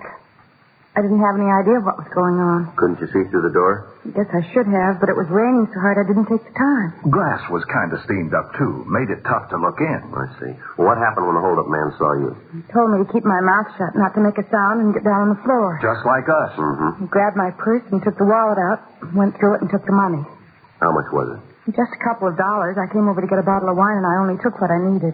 All right. You want to go on? He started on Claude. Told him to empty his pockets. Yeah. Claude didn't take too kindly to the way this fellow was acting. If he'd just come in and taken the money, it might have been different. But Claude don't like to be shoved around. Yeah. He did like the kid told him, though. Emptied his pockets right out. I see, sir. Well, you'd just figure the man was real sore when he saw how much money he was going to get. Yeah. You see, Claude don't work. He's got some kind of pension. All alone in the world, he usually don't have much money. Main reason he comes over to play cards. He ain't got nothing else to do. And it's free. Mm-hmm. How much do you have on him tonight? 37 cents. Kid saw that. I thought sure he's going to kill us all. He sure acted like it. Then he figured maybe Claude was holding out on him. Told him to turn his pockets inside out. He did like he was told. Yeah. When he did, something fell out of his pocket. A coin hit the floor and rolled around, disappeared under the counter over there. The man with the gun saw it and got real mad. Said Claude tried to get away with something. Said for him to go pick up the coin. Claude told him if he wanted it that bad, he could get it himself. Yeah. Fellow just looked at Claude for a minute, and then put the gun right against his head. Right here, see? Didn't say a word. Just pulled the trigger. He was crazy. No reason for it. Claude must have been dead when he hit the floor. Just brutal. What'd he do then? Ran outside. Did you try and follow him? No, sir. Me and Anita were trying to see if there was anything we could do for Claude. Did the man get into a car, do you know? I didn't see. Might have, but I didn't see it. Did you hear a car? No. Uh-huh. Have you ever seen the man around here before? Not that I remember. A lot of people go by the door. Hard to pick one, make it stand out. You'd know him again if you saw him, though, would you? I think so. I would. Ma'am? Never forget the way he looked at me. Like some kind of animal. I see. Something about his eyes. He looked crazy, real wild. Well, how do you mean that? Well, he wasn't looking right at us. Like there was somebody standing behind me. He was looking at them. He couldn't focus, you know. I know what you mean. Say, did you see the coin that Langford dropped? No, just heard it hit the floor. Uh-huh. Find it? I think so. Look, it doesn't make much sense. Take a look at it. Yeah. What is it? Streetcar token.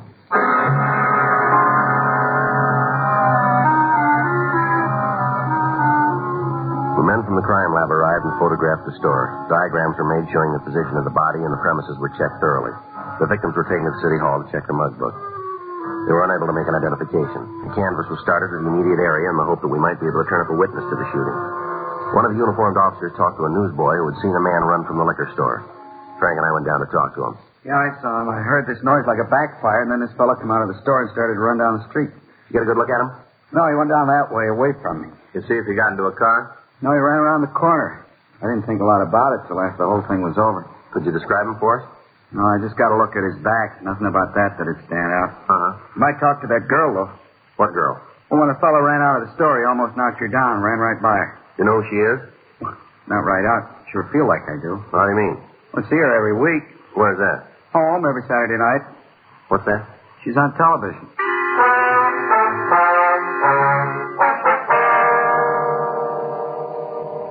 From the witness, we got the time of day of the television show. We contacted the network and obtained the information that the girl's name was Betty Martin. They went on to tell us that she was working in a nightclub in Beverly Hills. Frank and I drove out to see her. She was sitting at a table talking to some people, and we asked the waiter to tell her we'd like to see her. Hello, you want to see me? Yes, ma'am. Will you sit down, please? Thank you. Here, I'll get that chair for you. What can I do for you? We're police officers, Miss Martin. This is Frank Smith. My name's Friday. How do you do? Hello. We understand that you're in the area of 14th and Flower tonight. Is that right? That's right. Why? Well, there was a hold-up and shooting down there. It's possible that you might have seen the man who did it. Oh, I don't think so. My manager and I went down there to listen to a group that's playing, but as far as I know, I didn't see anybody else. Oh, excuse me. I'll be right back. If you wait until I'm finished, I'll tell you what I can. Well, it's rather important, Miss Martin. We'll wait. Well, so's my job. I'll do one song, and then I'll be back. Right. Thank you. Excuse me.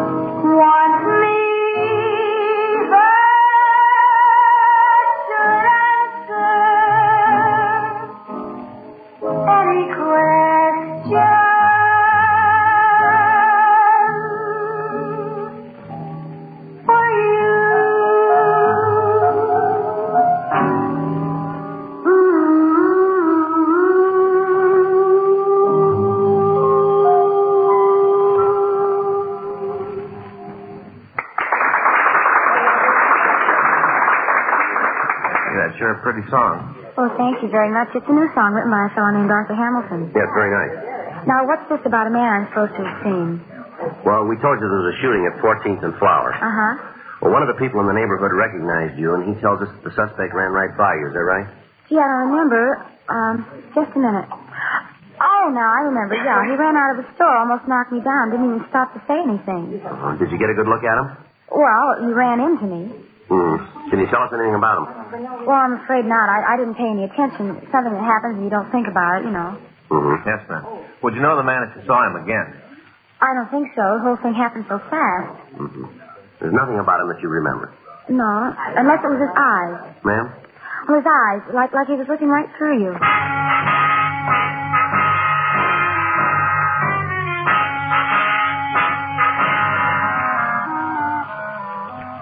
11:46 p.m. Frank and I went back downtown. The search for the killer had spread throughout the city. Additional units from all divisions were called in to help. From the description given us by the victims and witnesses, it appeared more than likely that the suspect was a narcotics user. If this was true, it was more than possible that he'd cut down anybody who got in his way. Frank and I contacted the office and talked to Captain Donahoe. He'd taken over the search for the gunman. Because it was impossible to cover all of the liquor stores in the area, it was decided to ask the owners to close. Frank and I were assigned to places along Vermont Avenue. The first 6 stores we contacted cooperated. By the time we got to the 7th, the rain had stopped. We parked the car in front of the place and walked in. At first, there was no one in sight, but then in the storeroom, we found the owner. He was lying on the floor, his head buried in his arms. You go away. Leave me alone. You all right? I am now. I want to stay that way. Now, you get out of here. Look, we're police officers. What's the matter with you? Now, don't try that with me. I know who you are. You got all the money. There's no more to take. Come on, this is no joke, fella. Now, listen. I remember what you said. I ain't going to get up from here for another 2 minutes. I can see my watch. Still got 2 minutes. Well, get your head up from the floor. You can see this card. Huh? It's an identification card. Here, see it? Are you sure? Well, you're looking at it. Now, look, if this is a joke, I'm not going to like it. Come on. Don't worry about it. Now, get up. Come on. Well, it's about time you got here. It's a terrible thing when a man's robbing his own store and nobody's going to take the time to protect him. You were held up tonight? Yes, sir, not more than 3 minutes ago. Guy left. He told me to stay where I was for 5 minutes. What did he look like? Huh? The man who held you up, can you describe him for us? Yeah, a young kid, just out of his teens, roaming around the streets, threatening citizens. You cops ought to do something about it. What did he look like? Well, he was dark, black hair, black eyes, wildest looking eyes you ever saw. One look at him, and you know he meant what he said. Stay put, and I did. I'll call him. All right. What's he going to do? Put out a broadcast. For the hold-up man? That's it. Well, I don't want to tell you your business, but it sure seems like a waste of time. What's that? Well, if he hears it, he ain't going to give himself up.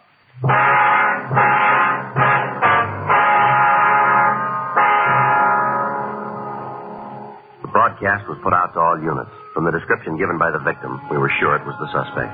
All of the cars on the perimeter of the search area were drawn in, and the entire vicinity was surrounded. It took a little over 20 minutes to get the cars into position. Frank talked with Captain Donahoe at the corner of Vermont Avenue and Beverly Boulevard. After the meeting, he came back to the car. Well, that does it. Yeah? Area's secure. Were they trying to nail him down? No. We figured to keep the area surrounded, wait till morning, and then move in. You think he's still here? We'll know in 3 hours.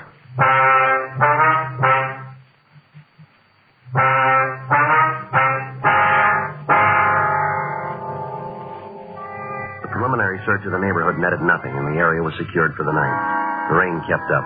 All officers involved in the operation were kept on duty. At 6:20 a.m., the circle began to tighten. House by house, the space where the killer could be hiding was eliminated. All cars into and out of the area were stopped and searched. 7:15 a.m., the perimeter began to narrow. At 8:46 a.m., a call went out to all units. All units on special detail in the vicinity of Vermont Avenue and Beverly Boulevard. Regarding the suspect wanted for murder, possible suspect believed to be in the vicinity of Vermont and Catalina Street. Attention all units. Special detail. Regarding the suspect wanted for murder, possible suspect believed to be in the vicinity of Catalina Street and Vermont Avenue. That's us. Yeah. Be a break if it's him. Right. All units on special detail in the vicinity of Vermont Avenue and Beverly Boulevard. Regarding the suspect wanted for murder, possible suspect believed to be in the vicinity of Vermont and Catalina Street. Attention all units. Special detail. Regarding the suspect wanted for murder, possible suspect believed to be in the vicinity of Catalina Sure doesn't make Street and sense. Vermont Avenue. Why do you kill a man for a streetcar token?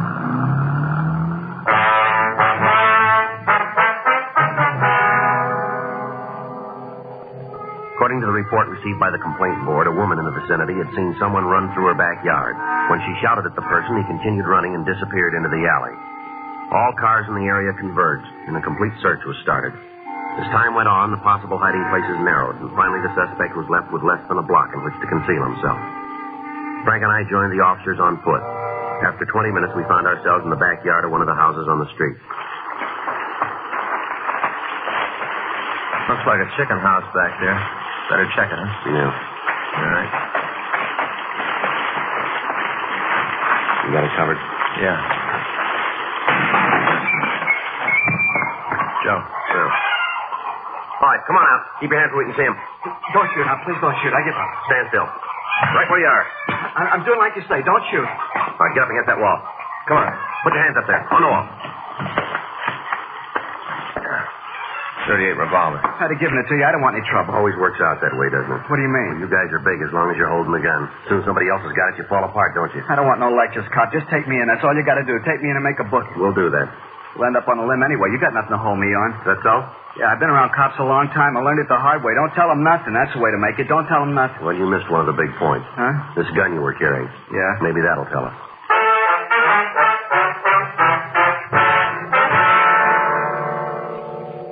The suspect was taken to the city hall. He was mugged and fingerprinted. From his prints, we identified him as Max Hanford. He had a record listing several arrests for violation of the State Narcotic Act and 2 counts robbery. However, he'd never served time on any of the charges. We talked to him for an hour without result. 10:40 a.m. Why don't you leave me alone? I got nothing for you guys. So you keep believing that. We got people coming in who are going to lay it on you. For what? 211 and murder.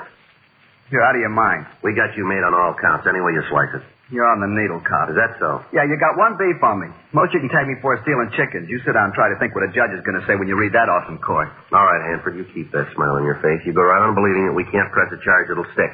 Now, we got a half a dozen people on the way in here. They'll point you out in a crowd. And as soon as they do, we'll drop you in a cell and hold you ISO. Won't be long till that yen gets so big you'll be yelling for us to turn you loose. You got it all figured, haven't you? That's right down the line. You're a hype. You're hooked, and you're hooked bad. Everything's working for us. You go through the cure, and you'll tell us what we want to know, and you'll be glad you got the chance to talk. We don't need your help. We're home free without you. You keep up the way you're acting, see how far it gets you. You really figure you can box me in? Without a door. When'd you call the people? What's that? To point me out. A little while ago.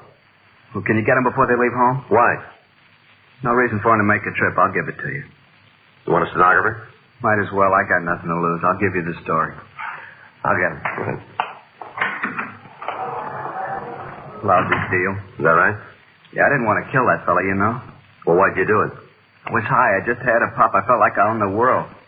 Maybe pretty sure to think the guy was holding out on me. I guess you think that's a pretty bad reason. That's right. People don't understand. You get a bad habit working on you, you'd do anything to feed it. Is that right? Sure, you let me talk to anybody. Let me tell them what it means to have a supply shut off. I'll tell them what it's like.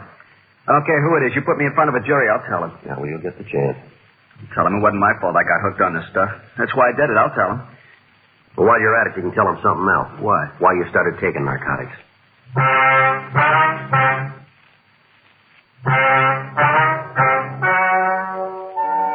The story you have just heard is true. The names were changed to protect the innocent. On February 16th, trial was held in Department 97, Superior Court of the State of California, in and for the County of Los Angeles.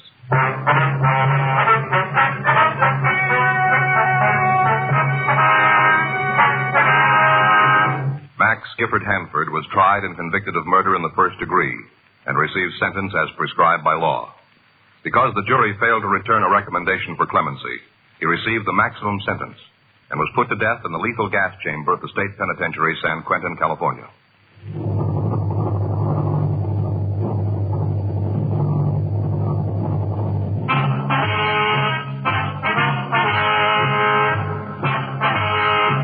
You have just heard Dragnet, the authentic story of your police force in action, and starring Jack Webb, a presentation of the United States Armed Forces Radio Service.